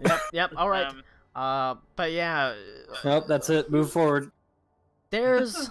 I'm done. The Green Lady is an interesting case. You worship her like a god and have elevated her to the level of a demigod, but can she really offer you an afterlife? You don't know, honestly. Maybe she can, but the thing is, she doesn't know. What she does know, at the end of the day, and what you know after talking to her at the end of the day, she loves you, Ito. Not romantically, but she loves you and your family. Mm-hmm. She loves the Ild Royhan. Because it helped rebuild her when she was broken. Her and Cortez were broken souls. Cortez broken by his father and his father's expectation. She broken by Baba Yaga and, the loss of her, the Court of Spring. And they rebuilt each other with the pieces of themselves. Two broken people that rebuilt each other. And so they're ever interlinked. She will always love the Ile de Royhan. She will always love you and your family. Even if that means, and that has come with certain regrets. She never knew that the curse was really going onto you. That's not something she ever put on you intentionally. It was something brought on you just by happenstance. Yeah, we were bystanders. Yeah. Same with Venta True Cloud, essentially. And that's why she's like, I would have gladly just faded into nothingness if it had eased your suffering. And that is the mark of, some, like, a true love. To want to ease someone's suffering, even at your own suffering. And so, talking with her, you are able to know that. And what does that mean for Ito and the Ile de Royhan? I don't fucking know. You have to determine that. I would probably, if she is willing, I'm certain that there is a shrine to her somewhere around this camp. And I would walk her to it. If she was willing. Roll a persuasion check. I have to persuade my own god? You do. As you don't know Damn. You don't know that she's willing. She seems almost apprehend in a way after having talked to you about, like, maybe the harm that she's done to potentially the Ile de Royhan, and talking about sort of the love between it. She's almost worried, not because she's gonna go to a shrine and see people worship her, or not worship her. She's not afraid that she's gonna go and see that people don't worship her. She is afraid that she's gonna go to a shrine and see that people do worship her. Well, after that, I got a 28. Okay. Your gentle ministrations and goadings. She nods her head and takes. You reach out and take her hand. And the Green Lady's shrine is. There's one to. There's like a large communal worship building where they have, like, lots of shrines. They're not gonna build a tent for each fucking god here. There's not really the time, the space, the room. Like a true military. But there's a, there's like a chapel that has, symbols for everyone. You've got the rotational piston at the top that changes to the different orders of the different symbols. You just kind of spin it around until you get the right one. Perhaps. What's the dude's name from The Mummy? Brendan Fraser? Benny. Rachel Weisz? Yeah, What about Benny with the little trinkets? Yeah. Yeah, he has all the religious symbols. You keep trying until it works. Yeah. I would say Billy Zane if you got him on Wish. Don't talk shit about Arnold Vosloo like that. Why, are you mad that I said it because it looks like he looks like Billy Zane if you got him on Wish.com? Shut up. Arnold Vosloo's a champion. What else has he been in? The second one. And was he in Zoolander? Oh, that's true. That's what I thought. Was he in The Phantom? Arnold Vosloo's done a lot though. His highest rated movie is a 75%, so. Shut the fuck up. I'm just saying. Like, I don't want to say, like, anything with his 75% rated movie, but, You know, Billy Zane's is probably higher than that. Yeah, well, Billy Zane made the Wheel of Time pilot, so I can't forgive him. Death. Billy so Zane's bad. Billy Zane's highest rated movie is 100%. So Just saying. What movie? I don't know how to pronounce it. Ike Boys. Hmm. His second highest movie is 97%, and that's Back to the Future. So, you know. Is Ike Boys like the Island Boys? Anyway, All right, Billy Zane was in Twin Peaks? he's What in the it. fuck? Billy Zane's been in everything. Anyway, All right, Do I need to say that I have no fucking clue who Billy Zane is? that's okay. Nobody does. He's that's not actually- true. Billy Zane He's was not in the real. fucking Phantom. As the Phantom. He was in the Titanic. He was in The Boys. He was, As Titanic? himself. he was in Tombstone. Remember Tombstone? He got killed in Connor. Tombstone. Did you watch Twin Peaks, Connor? I have watched parts of Twin Peaks, so I'm trying to get through it. Oh, if you've never seen it, he's God, what's his name? John Wheeler in Twin Peaks. I don't think it's a very big role if I remember. I mean, He's in I will- 5 episodes. I will say his lowest rated movie is a 0%. So he's been in a lot of movies. So I haven't watched Twin Peaks, but I've watched the Psych episode Dual Spires that's based on Twin I'm Peaks. like, I need to go down to the Phantom. Oh, what? Oh, I know who this is. Okay, I know who he is. The Phantom's only got a 31% audience score. All right, These all right, people all are right. The Green fucking- Lady visiting her shrine. No, I'm talking about the Phantom. Shut up. The 1996 movie The Phantom, starring Billy Zane. Also, that one Asian guy that was in every movie in the 90s. He was Shang Tsung. Jackie Chan. Oh, No, Shang Tsung. All right. Well, that's enough about Billy Zane. We had what a a sentence. we have to break up the serious moments because it's hard for me to be serious for that long. Beaver hasn't Very said very anything in Yuki 2 Fukawa. hours.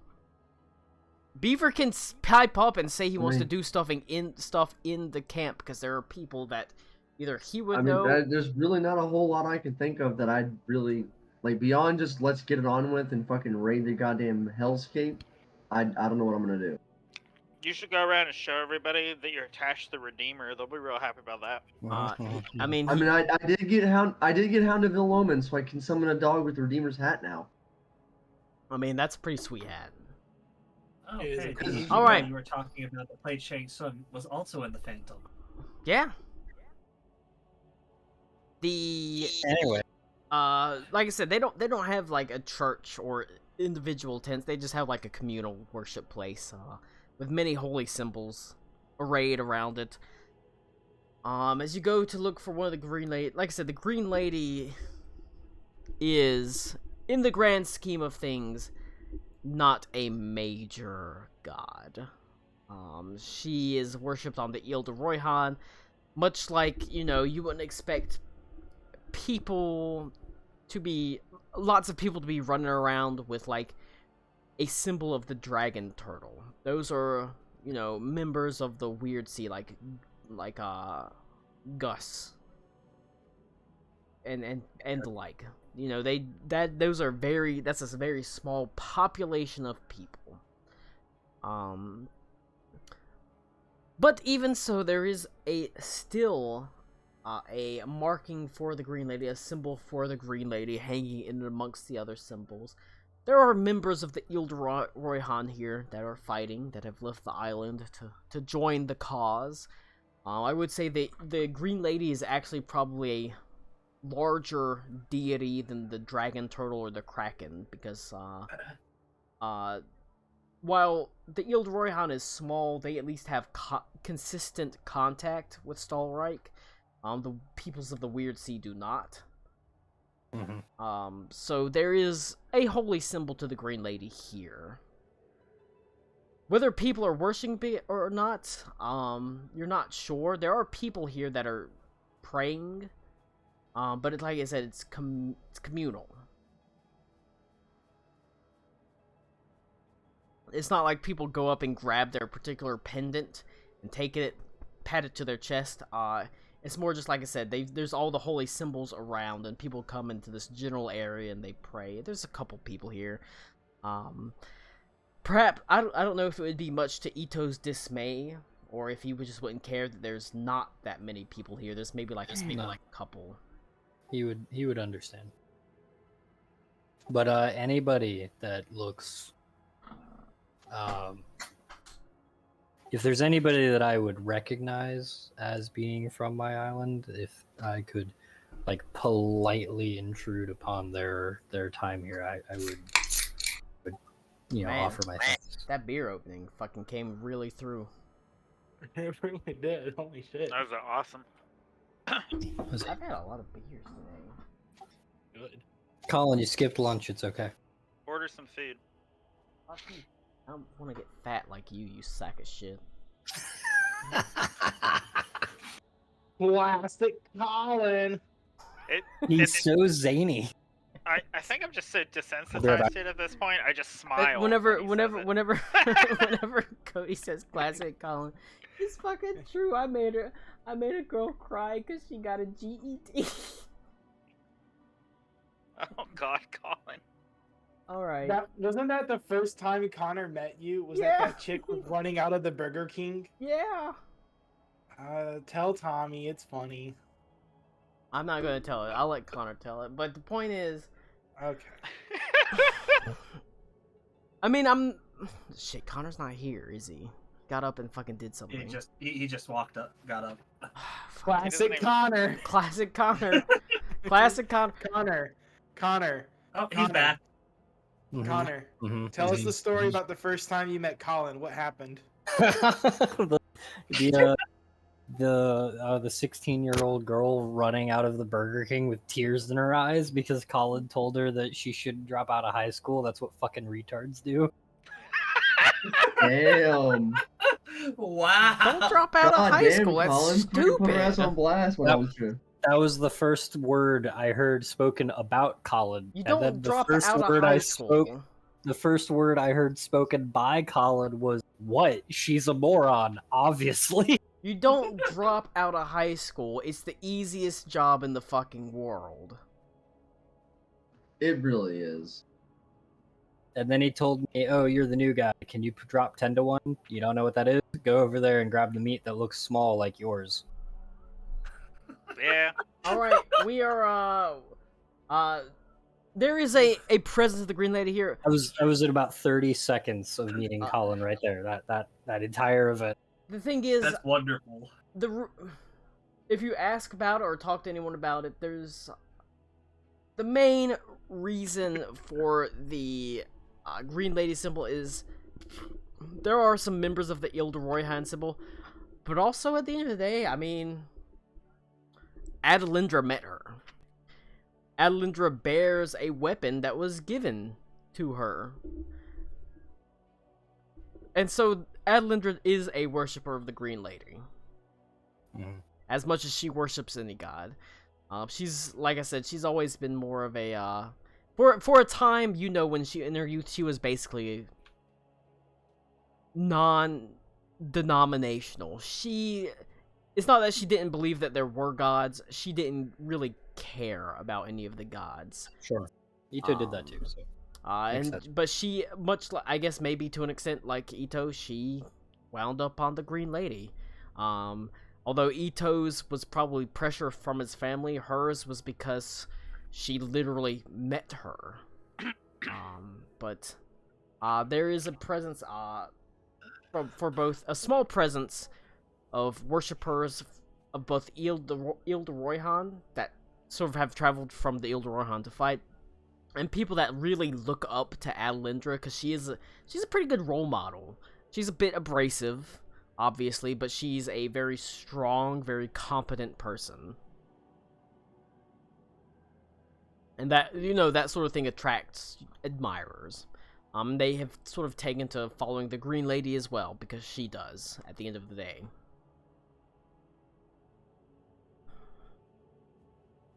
However, unfortunately, currently...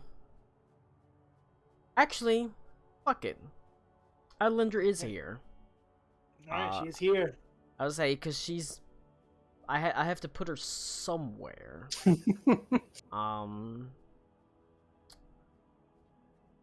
Adlindra is the Green Flame. She wields. She rides at the head of the column of the Hussars. Like I said, the Hussars themselves, they have wings that burst into flame. They're orange, except for Adlindra's.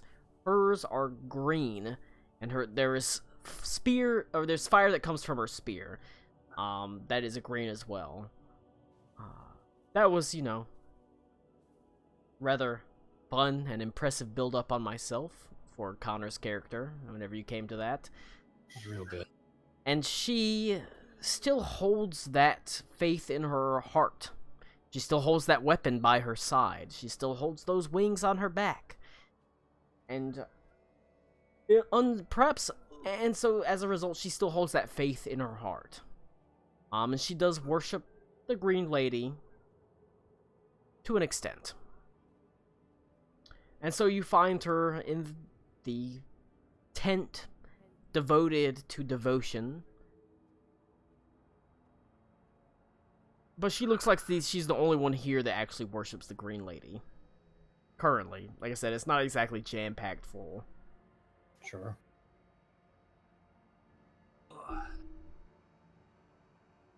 I mean, I would come in, I would lead the lady in, and I would, if I see that Adlindra is involved, I would just kind of politely sit away enough, letting her finish whatever it is. Okay. Roll a perception check. That's spooky. Okay. 25. You walk in, the Green Lady slightly behind you, as Adlindra sits quietly. The spear is put across her lap, and both of her hands rest upon it. Alright. And as she sort of quietly butters herself, you see the Green Lady almost seems to brighten. She seems to straighten in her posture. Her beautiful sort of crown seems to bloom just slightly, as if there's like little leaflets going on it. In the presence of Adlindra, her eyes closed as she fervently prays to the Green Lady. Adlindra's like in the presence of, I guess, concentrated belief. You are at a church technically. There's someone praying to the Green Lady. So in the presence of such fervent belief, she seems to strengthen to an extent. That you notice. And you sort of wait patiently. And the Green Lady does the same. I apologize. 1 sec. My kid needs me. Alright. Sorry. Alright, Beaver. Yo. Leave it to Beaver. Leave it to Beaver. No. Your time at the camp has been largely a little bit boring. You're not, a fervent... You don't have a lot of friends here. You're always slightly... You're always a little bit isolated. And it doesn't help that you have, a... shadow that follows you that potentially committed war crimes. Potentially. Allegedly. Potentially. Allegedly. Wait. It doesn't help. So you feel almost at like ill at ease. You feel. Oh yeah, I just got like my feet up. I'm completely out of place, like being chill right now. And yet, you almost feel drawn.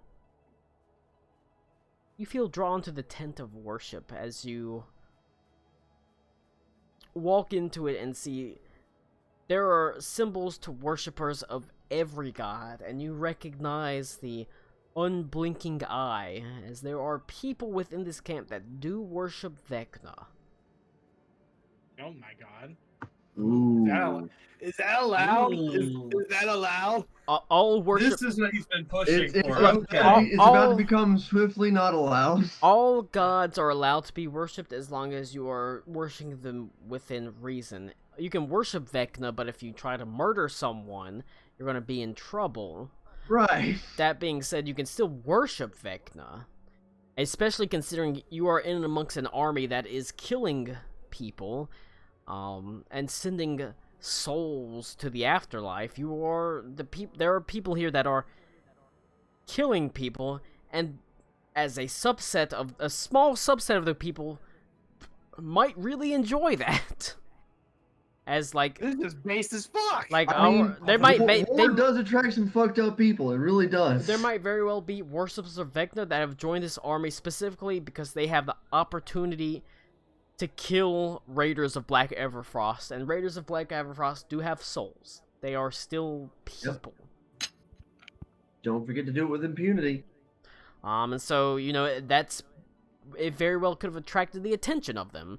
And so there are a subset of Vecna worshippers, but the thing is, I don't know how Klaus would deal with that. Sorry, I'm back. I don't know how Klaus would deal with that either. Would Klaus want to talk to I think- them, I or think- would he literally avoid them? They're a curiosity. I don't know if I'd avoid them, but like, I think what I'm gonna do is I'm gonna walk in there. I'm gonna be gauging their reaction the whole time. I'm just gonna walk in there like I'm going to pray, and I'm gonna set the dagger down on the altar. Oh boy. With like this fucking the shit out. What a wild. I'm not gonna say a damn word. I'm not gonna say a word to anyone. I'm just gonna walk in there completely silent and just put it down and just like kneel down like I'm praying. But really, I'm just gauging their reaction. All right. This is going on while Ito's in the church. What is going on? Oh, are you in the same tent? Are you in the same tent, Ito? It's all the same tent.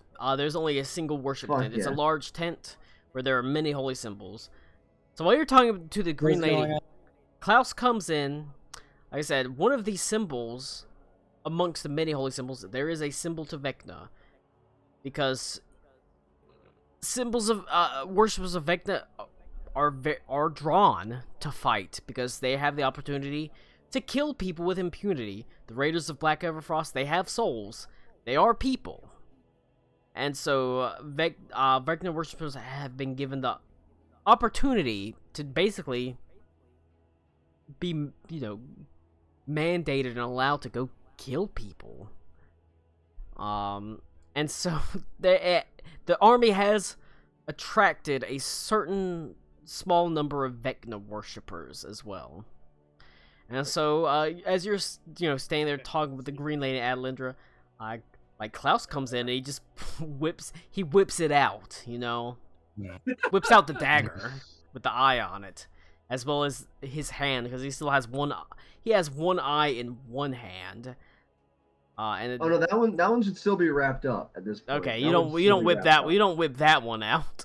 Yeah, that not both of them. You gotta ease them into a little bit. At the pommel of a wickedly, like I said, the dagger of Vecna, it's a Chris, so it's sort of wickedly sort of wavy dagger.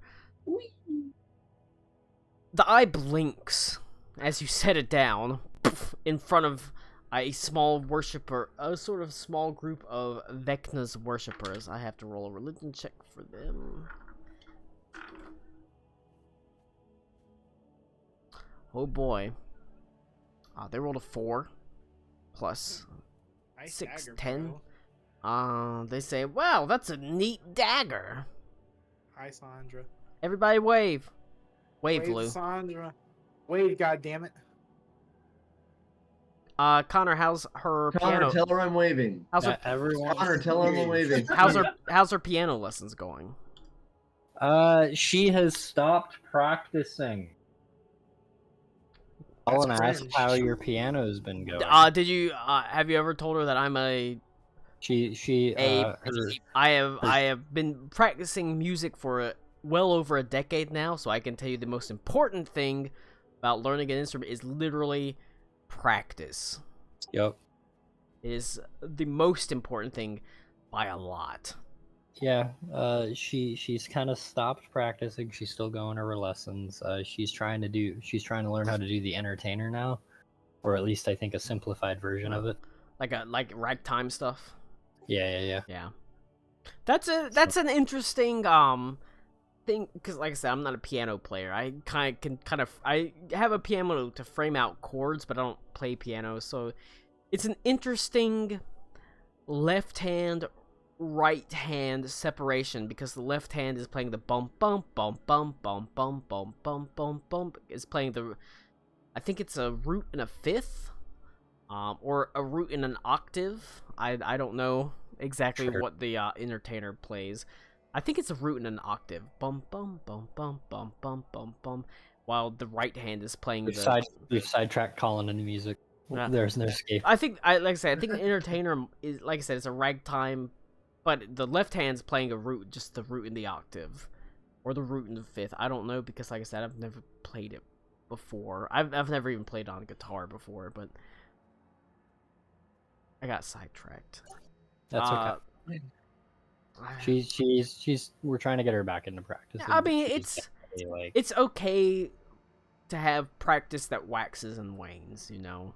yeah, she's definitely, it's been a few weeks, but we're also trying really hard to like get her to understand that she needs to do that like on her own, instead of us like going, okay, now it's time to practice. And I will say there is the point where you kind of have to hit, like, is this practice that I want to undertake, as in I want to be a concert pianist or a teacher, or is this practice I undertake and that I want to just do it for fun? Sure. That's but I feel like she's probably too young to decide that. Yeah. That's something We're getting there. that's something you hit in like getting to the end of high school, where you're like, do I want to go to college for music, or do I want to just do it as a hobby? Yeah. All right. But I do have to be going soon, unfortunately. Don't go to college for music, though. Sorry. God, Or do. God damn it, Connor. I got dinner and shit, man. Hey, you know what you can do, Connor? Order You Domino's. can plan it ahead of time, knowing that we're doing D&D. That's true. I mean, Either. I do. That's why we're doing it now instead of an hour ago. All right. Well, there are worshippers of Vecna, and whenever I they don't know what to tell you. Like, it's order What Domino's, is a fucking slow cooker on Sundays? I don't know. throw on some rice for that bad bitch. That's all right. When Cody goes Yo, to visit, Pyro we'll make sure Sundays to would be blame him fucking dope. instead. right All now. right. There are worshippers of Vecna. How they don't recognize the dagger. They rolled a 4 on their d20, so they don't recognize the dagger. It doesn't mean It's like anything seeing to a them. cross. What's this for? And being like, what's this T for? You do Beaver's realize just that guy who walks into a bar with a motorcycle Why- helmet but doesn't have a bike out back. it doesn't really mean too much for them, even That though you the see, pommel Connor. the pommel blinks at them. Oh, I'll leave the pommel like facing them so it keeps blinking at them. Ew. Do you say anything to them? Oh, I will. I almost like.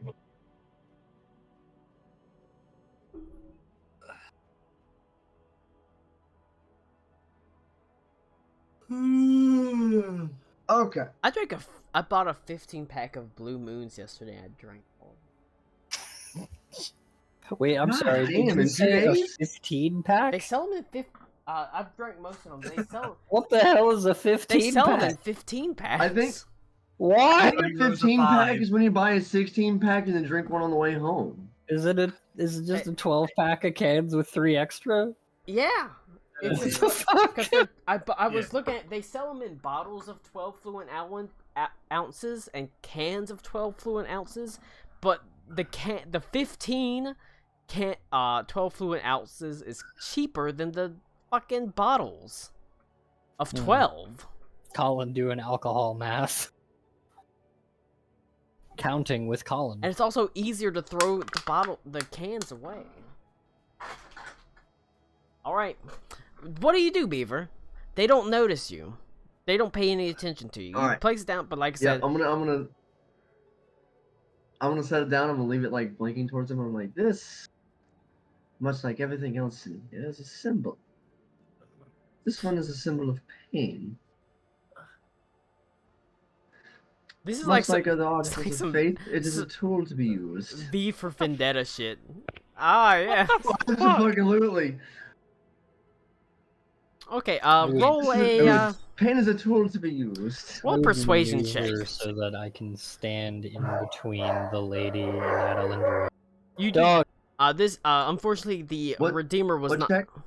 persuasion. The Redeemer was not trained in persuasion, so you do not get advantage on this one. But I would maneuver so that I'm in between the lady and the. That's still pretty good. Yeah, it's a 17. They do pay attention to you. At least a small group does. Looking at the dagger, seeing its blinking eye.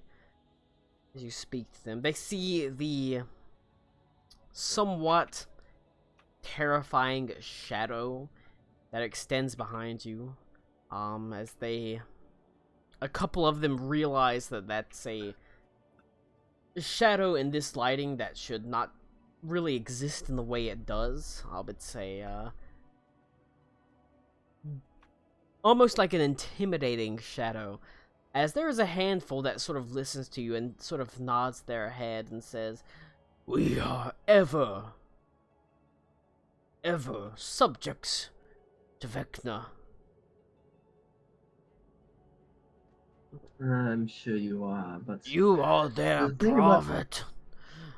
You bear the eyes that see through fog, through darkness, that can see through life and death. and yet the only thing I can see through this lens is just how fucked up it all is. If you would like so, I could give you a taste. And I'll hold up the dagger. I'll pick up the dagger and I'll hold it like pommel out. We are yours, Yeah, into it. to be commanded, Yeah, into it. to be flayed, cast into flinders, as is your wish, as one who walks in the sight of Vecna. Please, as they sort of hold their wrists, make us bleed, make us die. We are, in any way that you see fit, we are loyal servants. I believe you are misreading. You see, I'm trying to get you to see just what the big picture here is. If you really do grasp it, then sure, knock yourself out. But I'm going to show you what the Vecnas are all really about. The grand And picture. I'm gonna take that- the dagger, and Yeah. I'm gonna put the pommel like up against his head. Like, I'm not gonna cut your wrist. This is what you're doing. I'm gonna make him look into the eye. Oh boy, the grand picture actually isn't too much from what they said. As he says, the grand picture is that we can rise into this world, so that we can send souls into the heart of Vecna, so that death and destruction and blood can reign through this land, and so that corpses of fetid skin and broken bone can rise up to the ranks of the gods of undeath, and so that ever eternal eyes can look upon this land and cast a baleful gaze across those inhabitants, both living and dead. That's rough, buddy. That was difficult for me to act that out. Don't so. hurt yourself, please. That was a good ad lib though. That was great. An opportunity for them to not just kill people, but also potential undeath as well. These guys have zero fucking Hell. chill. To cast a baleful eye across this land. Well, I can tell you, my goals are not that quite that involved. But But you don't actually walk in the heart of Vecna's. Vecna's eyes cast his gaze across this land. Is this verbal? Like, can we I'm hear just- this? Oh, There- you're in the yeah, tent. no, Fine, there, can you hear it. absolutely can hear this. These crazy Vecna worshippers. Oh, those crazy Vecna's worshippers. Them crazy Vecna worshippers. Oh, they're just so full of it. They should go to door like LDS people. If you're incapable of seeing Yeah. Vecna's grand plan, then perhaps you should step aside for a better profit. I'm gonna unwrap my hand. Oh fuck. Alright. I don't think you can see the things that I've seen, and it still holds yourself up. Make a wisdom saving throw for me. He's alright. Oh, Alright. that's a big oof for me, boys. Yeah, it'd probably be fine, buddy. Yeah, I mean, you're fine. There is, you have no control of what comes out of your mouth next. As you unwrap the second eye, as a freed now,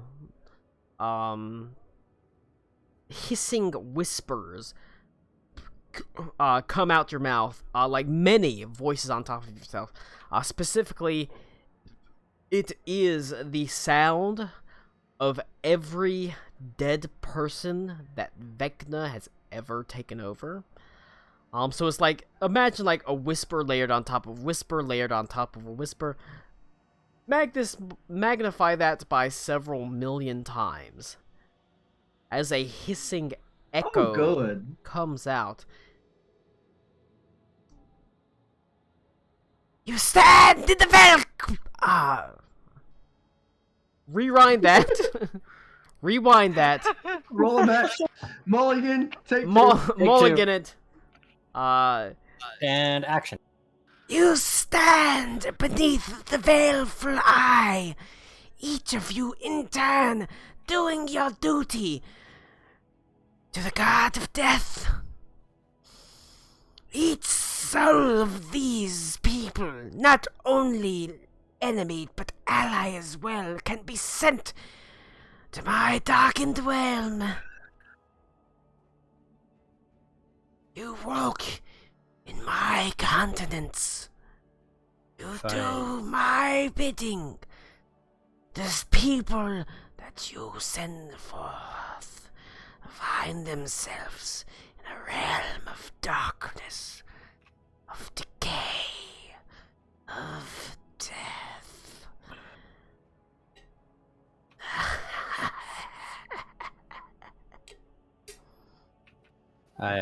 Sweet. So hang on, quick question: was I like blacked out, or was I like a Yes, passenger? right you now? lost your ability, or you were able to observe it.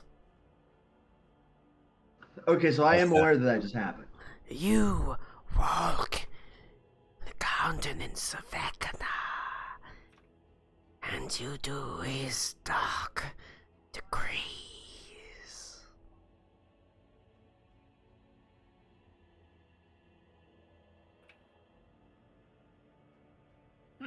Seems good to me. Was that good enough? Yeah, that was Yeah. pretty right. I would usher the lady and Adelindra out of the tent. All right. Some crazy Kenneth Copeland shit going on right now. Yeah, ladies. the Let's, tent. get the There fuck is outta here. an unpleasant air in the tent, an uncomfortable air in the tent. As Vecna comes through you, Klaus, you simply lose control. But I mean, realistically, it doesn't really change much of anything. These people are here, killing people, in the name of Vecna, which is what Vecna wants, to be sure. Where's my fucking remote at? I need to change the ESPN 2 for the other XFL game. Practical Magic came on. Cullen has to take evasive actions. No, he has to record it on his Devo. Yocho and go watch Dodgeball. You, like I said, Vecna comes to you. They're doing what they want. They're doing what he wants. They're going out and fucking killing people. And the Raiders, but more importantly, perhaps, I mean, maybe perhaps this is something. Read In a Underbound. sense, you kind of learn. The Raiders of Black Everfrost, they're not like constructs. They're people. They have souls. They have dreams. They have regrets. They have loves and losses. I mean, they're people. You do know Love to that be a for fly on sure the now. wall in there, boss. And the worshippers of Vecna. Not only that, it's almost like an eyelash from the eyes of Vecna spread to each of them. So each one of them, that whenever they kill someone, it goes to Vecna. The fucking eyelashes effect. I'm sorry that the I- fucking visual. Am the mascara. The pube hair of Oh. Vecna. Yeah, I was going towards the mascara effect. No, honestly, Tommy, thank you. This campaign sucks. Who's ready for the Pathfinder game? All right. Shut up, Colin. God damn. All Less right. beer, Colin, No more one asked serious. you. Shut up. You know what I have to say about that, Connor? Or That Uh-huh. was Tommy. You know what I have to say about that? Keep your children straight, old man. Tommy, you know what I have to say about that? That was a good opening too. I'm not gonna lie. That was a good one. Are yeah. you out yet? I thought you were out. No. You said you were out like I've got- 10 minutes ago. I've got 3 more beers in this 15 pack Oh after this. boy. So. No, remember But you I got di- the I drank- 15 pack, I not drank- 12. No, I'm trying to do math. Stop I trying haven't had to anything do to say. Where Okay, is I had 5 where- yesterday. Where's the Colin Clark? I had 5 yesterday, so there was 10 left, and there's 3, so I've had 7 beers. Jesus Christ, where's the Colin Clark Blue Moon Super Bowl commercial? Ooh. They don't pay me. I did like the Blue Moon Super Bowl The- commercial. part of the that pro- was a pretty good commercial. I will say part of the No, it problem. was terrible, Connor. part of the Well, problem with is- the Coors Light and the Miller guy fighting. It was great. Yeah, I I will was say- literally spinning fucking a 5-minute ad. Your whole ad spot talking about your competition more than yourself. I will Like, say- that's a stupid ad. I will say, shut up, Beaver. I will say it No, is but- part of the problem is that it's hard for me to give sentimentality without being a little bit like tipsy, because I'm not like that in real life or in like standard sobriety. So it's hard for me I to mean, give like I think more beer sentimentality. commercials should be done drunk anyways. Check your privilege, Beaver. And so there is Colin is Yeah. differently challenged. there is an element of sentimentality that needs to go into this game. No, you're right. There has to be. With like the druids and Adelindra, so there's an element of like love, and it's awkward for me to be like, I love you, Connor, without me being drunk. I love you too, Colin. Anytime you need to Aw. say that, I'll say it for you. Okay. Say it. I love you, Connor. Well, you're not Tommy, guess. you're not whoever drunk that enough is. to make it believable. Kind of tripped on that one a little bit. And That's also not the only. and thing also I've to choked an on. extent, I can't send you to hell to fight Asmodeus right now because you would. There's not. Not people right here. now. There's, That'd be there's not enough awkward. people here, essentially. I know. Because there is a boss fight that is with Asmodeus. You're not fighting him, the Green Lady's fighting him, and Burnesh is fighting him, but you do have to fight Whoa, his... spoilers! Stop. It is a fight. Stop. Alright. I don't know if you got the reaction you wanted to, Beaver. You've only motivated I them mean, not to be necessarily, but more inclined to just kill these people and send their souls potentially to Vecna. it was more of a gauging thing. So I mean, it's at least I've gauged that they're on my side, kinda ish. Every time Sandra comes on the screen, we have to wave. Everybody wave. Yeah, I Everybody tried. wave. Saunders wave. Look at her new Tell hair. Sandra She I'm got a waving. haircut. Look at her new hair. Let's Hell, look at her tell hair. Sandra I'm waving. It's a Wow. nice. It's a nice. hair. Everyone's Come look at waving, even if Sandra's they're not new on camera. haircut. Tell Oh, her. wait, come back. Laura's coming. She Laura's just coming. did a Three Stooges style skid forward to a stop to come back in here to see what. Tell her I'm jealous of her haircut because I don't have any We hair made anymore. it. We made it like 2 days until we realized she has Sharon Osbourne hair. Yeah, I was like, Connor, tell her that I'm jealous of her hair because I don't have hair That's right. anymore. That's Laura's. Those are Laura's thumbs. Yeah. And then everybody's waving, even if they're not on camera. Looks good. Yes. I like it. So it looks good. I like it. Oh, She heard hold on, Cody, put your headphones on Laura. Laura. Sorry, what? No. Look, Cody, this is a gamble. I must tell you. They're on. Laura, tell Cody that I love his face. Oh. He loves your face. And tell him his beard is getting magnificent.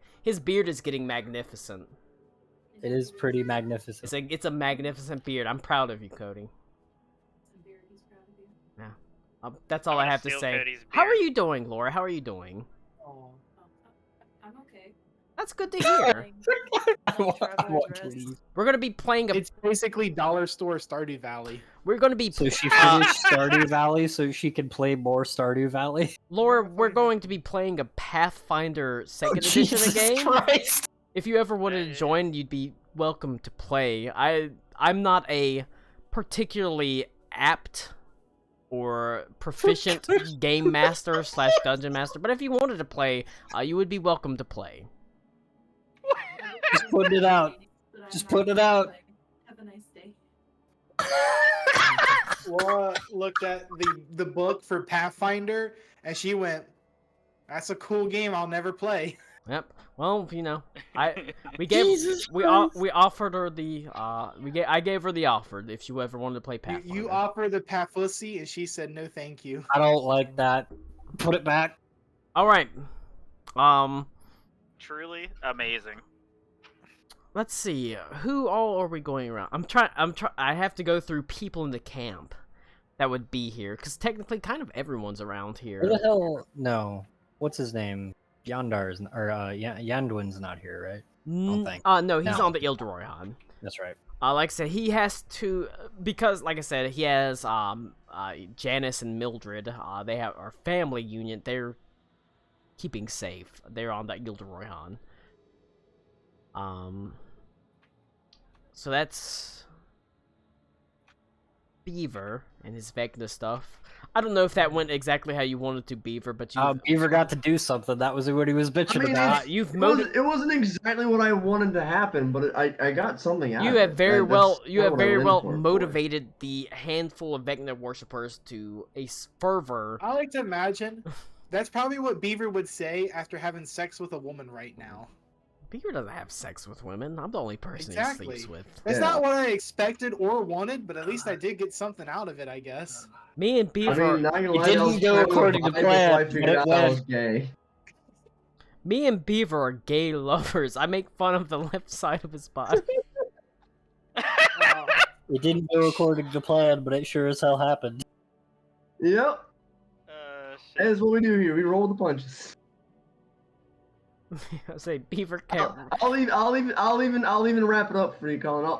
I'll be like, after I come to from Vecna's like takeover, I'll just like wrap my hand back up, and just like, well, I mean, you did what I Vecna. was You trying to did. show. The reality is, you did kind of what Vecna wants you to do. You've motivated them to go out and kill people.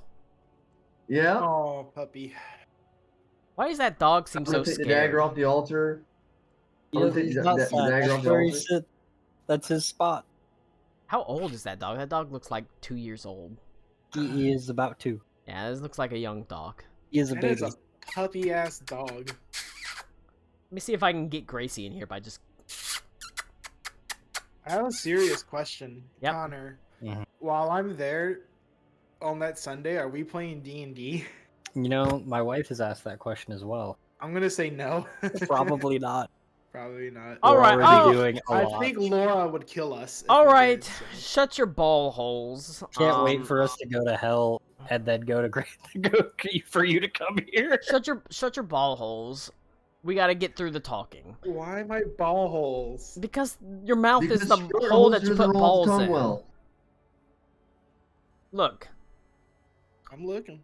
all I know is I don't know if your mouth has ever has been on balls, but I do know that your mouth has been on an inguinal hernia, and those typically occur in the ball sack I guess that's fair. because it is a Can I- it is a speaking of- protuberance of the small intestine into the scrotum.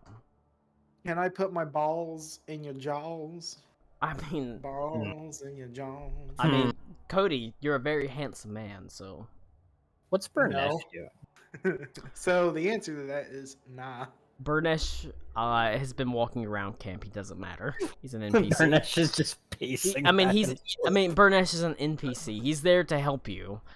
But he's like, "Yar, it'd Colin, be time Colin, to we go. play this game for your interesting NPCs. It'd be time to go to hell so that I can steal some fine booty." But his whole point is he wants to go to hell and potentially steal some hell gold, some soul coins. That's pretty based of him, honestly. I'm not gonna lie. He would be Anything. in recruited Burnesh. in his words he would be a Yes. in his words he would be a bad pirate if he did not take the opportunity to go to hell and steal some shit. I know, that's why I asked him, because I knew he would say yes. Lou, we Run your own shit, teleported to Satan. Burnesh and said, "Look, here's the deal. We're going to hell. You want to come?" He was like, "No." And I was like, "But look at this soul coin.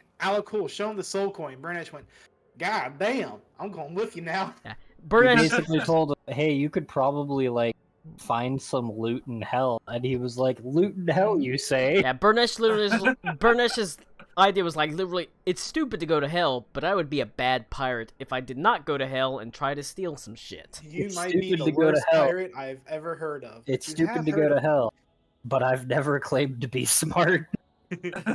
So that's why you oh, I guess, did anybody tell Reed that his constitution is 20 right now? If he doesn't Oh, have yeah, your 20 Oh constitution constitution. yeah, is I was already 20. there for Yep. that. I Blessed by the Green Lady. Blessing We of the have Green matching Lady. uniforms. Yeah, no, that was the last time. We, I was we here. have we have green Power Ranger outfits with a Walmart vest over it. Yeah. That's to give you survivability. Like I said, you don't get the feeling you could ever like actually defeat Asmodeus, but you could survive him. You know, we made the joke Like about a Final there's, Fantasy boss. We get that for as long as the Green Lady's going to be with us during this thing through hell. So we should just.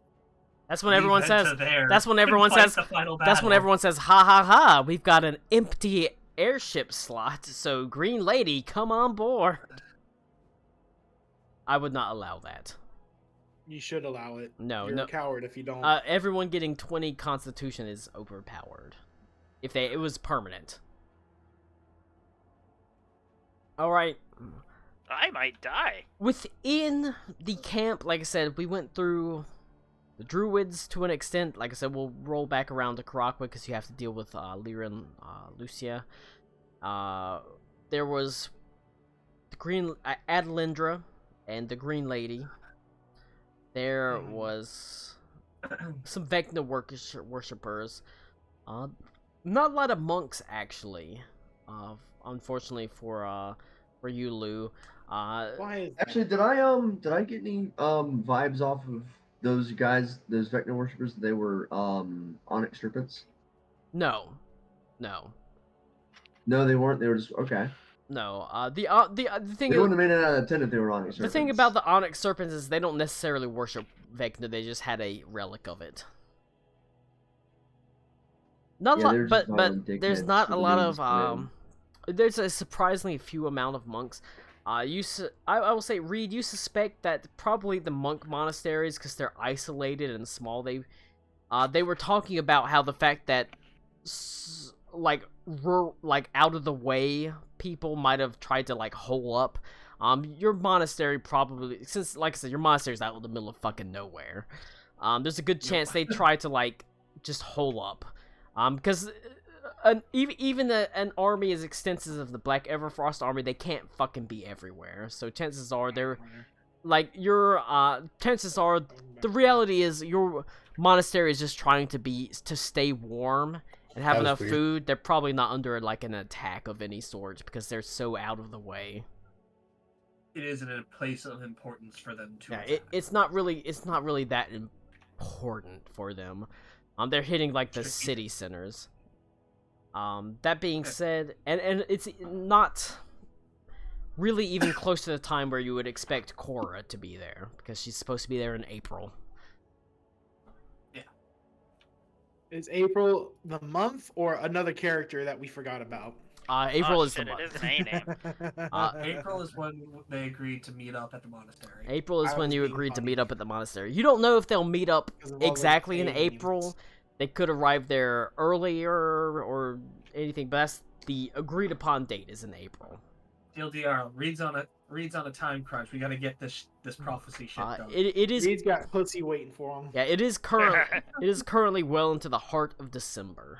So you've got some months, but it's That being said, But you might have to throw that pussy in the right way. it's not like your monastery is gonna be like, ha ha ha ha, fuck you, get out.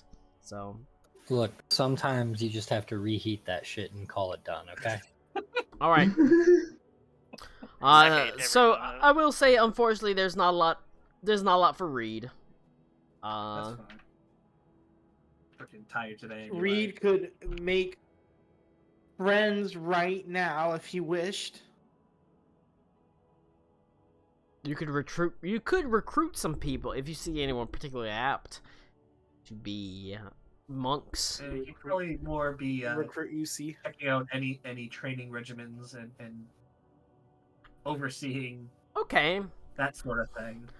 roll a intelligence check plus proficiency. 1 second. I don't 'Cause- even actually have Forge up. Because I'd say that Boundary, sort of a general training regimen is probably maybe like a little bit of intelligence, but you'd be proficient in it, so.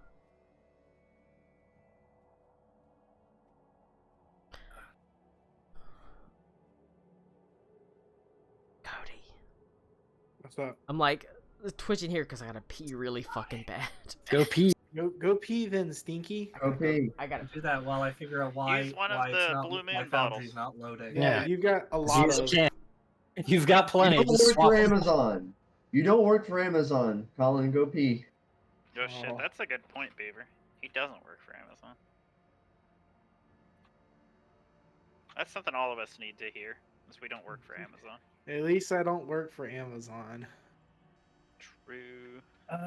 CEO, entrepreneur. There we go.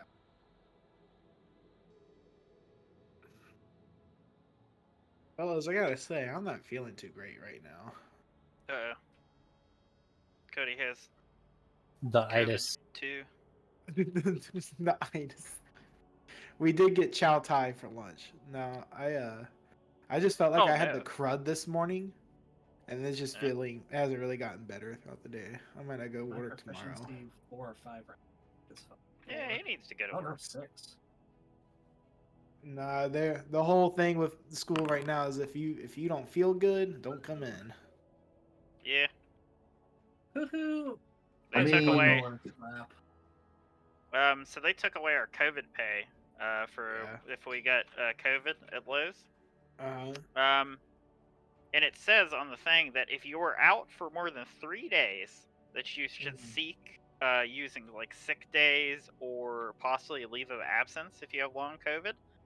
When the literal Yeah. procedure is to have 5 days of isolation when you get COVID. So what? Yeah, no, my Luckily, I my guess. coworker was trying to talk shit about me. It's like, well, like I've been the one in office this whole time. I'm like, I had COVID, then my kid got COVID. I can't just go into work. Like what? Colin, in true nature, I got a 14 with the bonus. All right. All right. I have successfully peed. He has done there it. you go. I Did you- rolled a 14. did you film with the yourself? bonus. Did you You submit your request to you're able hashtag to communication on Twitter.com? your expertise in weaponry, because you're like from the Seishan Monastery, the Emerald Mantises. Since you have such a specialty in weaponry, you can whenever you go, like any, militant body, there's training. And you see that it's a little bit sloppy. Whether by laziness or fatigue, they're not exactly living up to the standards that you would expect. So you are able to go to the weapon master and sort of talk to him about the fact that they're being a little bit lazy. Y'all dragging me I down. imagine, like I said, Reed probably doesn't use the word lazy, but they could be a little bit more diligent, energetic in their training, which the weapon master takes pretty well. you're able to show that there is, a slightly better way to train them with these weapons. Like I said, there's not a lot of monks around here. They've largely isolated in their monasteries, but you're able to pretty significantly help just a handful of the general troops. Yeah. Are you gonna turn them into lean, mean fighting machines? Men. Lean, mean, longsword machines. We're gonna have the Mulan montage. I'll make a man out of you. It's what happens. All right.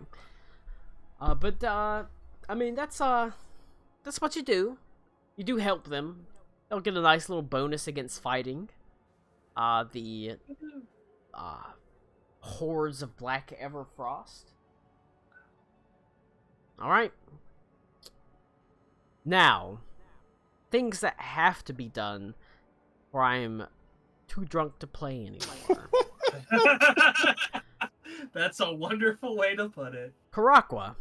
We gotta circle Yes. back. Yes. You've spoken with Abigail about her conflicts with Plan T. I don't like that. I need still you to hate stop for saying that. it. And obviously this is not, this is probably, I don't know if Karak would talk to Ito about this, about the fact that there's a very real romantic relationship between Adlindra and Branson. Mhm.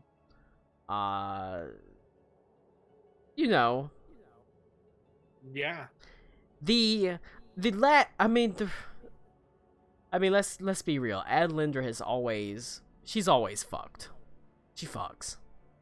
That's understandable. But she's never had like Shit, at this point, I hadn't put that together yet. Fuck.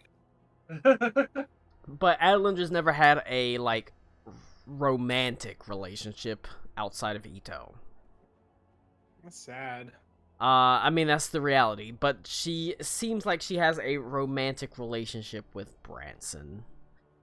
There are some problems with that. Branson is like 25 and she's like 40 or so. So, I thought you said there was a problem with that. I mean, the problem is she's significantly older than he is. I'm being silly, Billy. It's Just harder. a funny little guy. It's harder for Hey, look. women because patriarchy.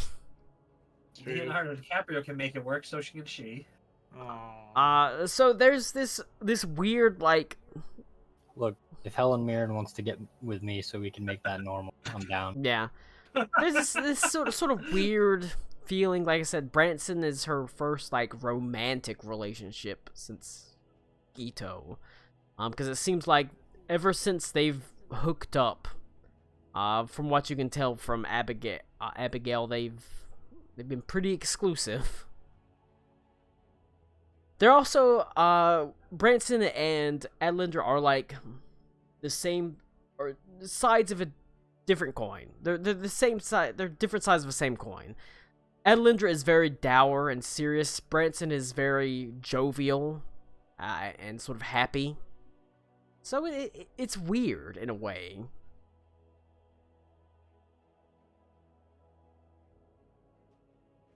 But that's not what. That's what you dealt with. That's what you've talked with Abigail about. The problem at hand is there is tension within the druids because Lucia and Lyra are. They don't get along. Being fuckboys. They're being fuck assholes because one's a boy and one's a girl, so they're being fuck That's siblings. I firmly believe that women can be fuckboys. That came out all kinds of special there. They have always butted heads. One is very aggressive. They don't put a lot of thought or forethought into like the future. They say, "Oh, this is what we need to do now." The other does not think about necessarily worry about what happens right now. They're like, "All right, well, what do we need to do? What do we need to do in the future?" And so they're always Right. butting heads. That's sort of how the crashing tides, because it's like crashing waves crashing against each other. That's the point of the crashing tides. And so Lucia and Lyra are always butting heads. Right. And you need to sort of cool that down, because they can't even agree on the amount of walls in their fucking igloos. How best to break an egg? Long ways or short ways? Oh, One-handed and right into the wall. Well, let's go with Abigail and see if we can go talk to them. You know what? Reed, you are also a very wise one who has mediated before. I would ask for his assistance in this too. Alright. Damn. Cody, take a... Cody's just like, you know what? Lou hasn't roleplayed in a while. take a point of... Let's throw him in here. Take a point of inspiration, Cody. My God. See, I just get to sit I'm here and make sassy inspiring. comments. I'm doing Man, it. I forgot Aruda was here. I did too. I'm inspiring. How do I add inspiration on this? You just You have just a D. have- I it's know like I this- have it. No, you have advantage or whatever. it is. I know. I'm trying to like. It's Luckily- not on the Luckily, Beyond character luckily sheet. for you, my inspiration stays through sessions, because you don't get Are you inspiration doing that it in often. Foundry or D&D Beyond? Foundry or Foundry. D&D Beyond? Foundry. Oh, in Foundry, it's just you click on your character sheet, and it's in between proficiency and speed. I'm using a different one. That's probably why. It's fine. It's a bit. I'll just There's a- remember I there's a- have it. I'll find it later. A little sunburst. Yeah. Mine doesn't have it. Oh. It's okay. I'll use a different sheet. It's no big deal. Anyway, moving on. Alright, you go to Reed Would you be and- willing to assist me with this, Reed? Well, I have nothing going on right now, so yes, I would be happy to. Alright. Thank you. Alright. You gather Reed, and it's not hard to find Lucy and Lyra. They are constantly arguing. You follow the sound of raised voices to the two water ganassi, each of them bearing a single half of the crashing tide totem. As you can see, Lyra has Lyra's the boy, because Lucy is the girl. Mm-hmm. His finger pointed in her face, saying, you know, what are you even fucking talking about? Like, what are you even talking about? 4 fucking sides to a wall. It doesn't matter that it's less or it's more difficult. It's comforting to have them reminded of the home, and they sort of are arguing about that. They argue about everything, essentially. When I came up here originally and I saw Abigail, was it just kind of like, hey, they're there, and did they notice me, or were they so busy arguing they didn't even notice They did not me? even notice you. I would kind of walk up and say, some things never seem to change, huh? But kind of like with a smile. They like they like both turn to you and say, yeah. Before they sort of realize who are they, before they like realize that you're the Wildfire Herald as they turn back. Oh, Herald. I suppose they both sort of intoned that things are going pretty well between us. We've got the crashing tide together. We've reunited our clans for the greater good. That's wonderful to hear. But But Well, this you- asshole over here doesn't realize that we have to have fucking 4 walls on the damn wall, on the buildings, so that it reminds of them home. And then the other one says, no. We have to have 3 walls because it's just easier. It doesn't matter if it reminds them of home. We're in the fucking war. Karakwa immediately goes, have you considered 5 walls? My God, they do it. They do it. Pentagrams everywhere. I disagree. Hexagons are bestagons. Damn. Have you considered circular towers? No walls. Reed would opt for no walls. Oh no. Have you thought of the dodecahedron? The classic dodecahedron. Have you thought about a Mobius strip wall? The most Ooh. defensible of objects. Tommy, Yeah. I need to stop drinking. Yeah, Please you do. do. Colin, you've had that option for a while now. It's never stopped you before. Amazing. But still, this is the core of your current argument. 3 walls or 4. But it's just not that. It's not as simple as that. She always is undermining me. He's always undermining me. Are you sure you're not undermining each other? Well, it seems to be that way. Hmm. What do you know? I know that it seems we have 2 stubborn, hard-headed people who refuse to let the other have a word. Look, Karak was probably a member of Clutch. He's probably got like 30 brothers and sisters. I know all about arguments and everything. It happens. Now, the Reed here, if you remember him, my good friend. Well, I mean, because he was there with all this was happening, so they should I remember was, who but I that didn't is. really interact with them. I mean, sure, but they should still remember who you are. I mean, we don't he raises remember. a He says, we don't remember Reed. Who is that? Well, that's this guy. They lean in. They look at you, Reed. It's alright, I'm very small. Easy to miss. Hmm. They have to say, you'll have to subscribe to our Patreon. Aw. They Oh, say, jeez. they say, patreon.com/bozodubbed-over. I hate it so much.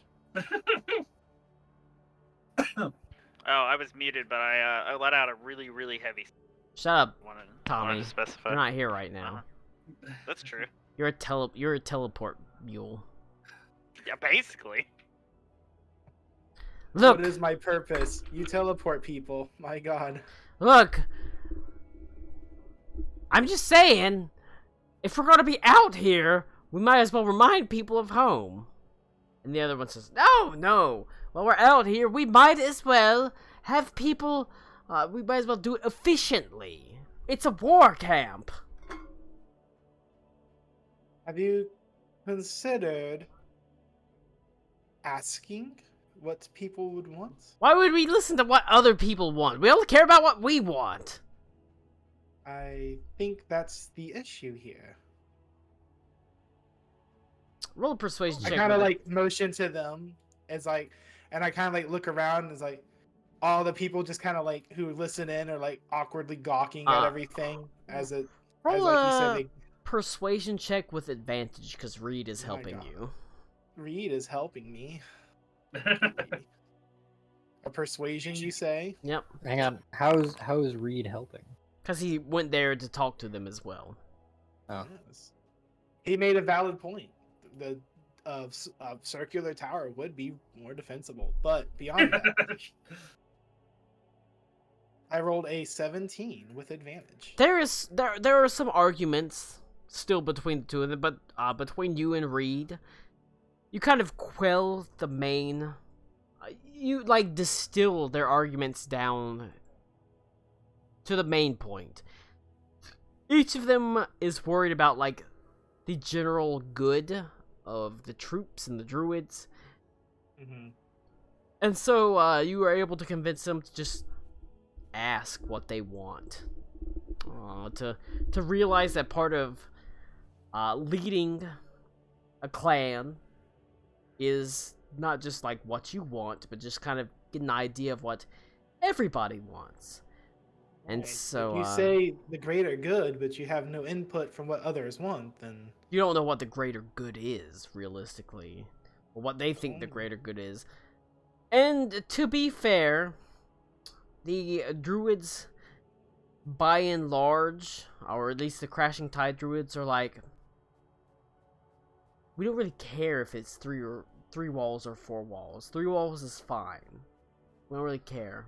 You can't really say like 4 walls is gonna remind me of home because we're not home. Yes. So they settle on the 3 walls. Or about the atmosphere. Yeah, The atmosphere of the igloo. they don't. As they realize that it's kind of pointless to try to remind them of home, they're not home. So yeah, you settle their differences. Yay. And they learn something from you, Karakwa. The idea of like, kind of have to it's less important to talk to each other and more important to talk to the people beneath you. It is important. All right. Hooray. Hey. Thank you, Reed. And I was there. Well, you helped mediate an issue. As trivial as it may seem, it was an issue that needed to be solved. These people are benefit- fighting on the Yeah. front lines every day. The benefit but of it's being feeling that Distractions such as this can prove deadly when it comes to war. the Okay. benefit of being so low to the ground is it is easier to lift others up. And also look at their ball sacks. All right. I will say, But I get the feeling this is not the last argument those two will have. It probably will never be the Ew. last argument they have till the day they die. yeah, they'll probably never stop arguing. Let's be real. But they, at least at the moment, have come to an understanding. Now, does anybody else have anything they want to do in the camp? Nope. Why are Okay. you lying? Like I said, it's been about 3 hours, so Alright. Bit long. Spicy. it's a bit long for just a session that's meant to be purely talking. So, you've It's been good overall, though. I like this session.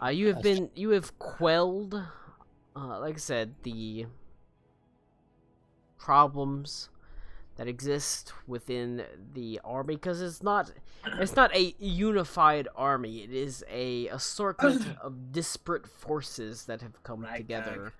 A ragtag Yes. group of people that includes the druids. They're not part of the army.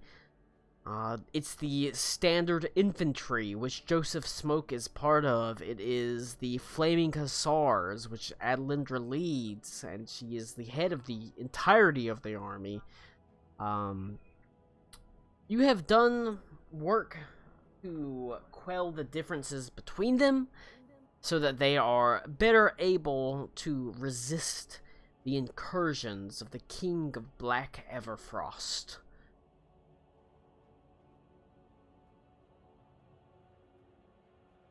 You gather Joseph Smoke. Because Max is not here to speak for Joseph Smoke. Because he's sucking down some titty milk mac and cheese, probably. A lad. fine delicacy. The finest Do they delicacy have in that all at the camp realms. here? So you do retrieve Joseph Smoke. You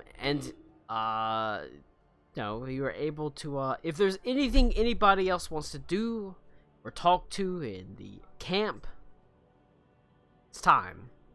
I kind of wanted to talk to Beaver, but I feel like that is a later thing. I mean, you can save it for later if you want to. Yeah, I don't Are- care either or. Yeah, I say you Ha- save it for next week if you want to. How many of the mages are here? If any anymore? Not a lot. I figured. There's not a lot of mages here. Okay, yeah. I just, Most of them have They're- isolated in Prost. Yep, I figured a lot of them isolated in Prost, and a lot of them are probably, off in various corners of the world doing whatever the fuck they can. So Yeah. not much to be done. There's not a lot of mages here, unfortunately. That's okay. It is what it is. Alright. If there's nothing else, gather your party together. The Green Lady joins you. Burnish joins you as they're able to teleport as well. Teleport away. Having Teleport to hell. spoken to the druid, spoken to Adelindra, learned a little bit about the status at hand, the war at hand, as well as having grown yourself as characters. And I mean, for the most part, like I said, I'm not going to throw you into a big old crazy combat missing people. So we'll end it Good. right there. We'll end it right there.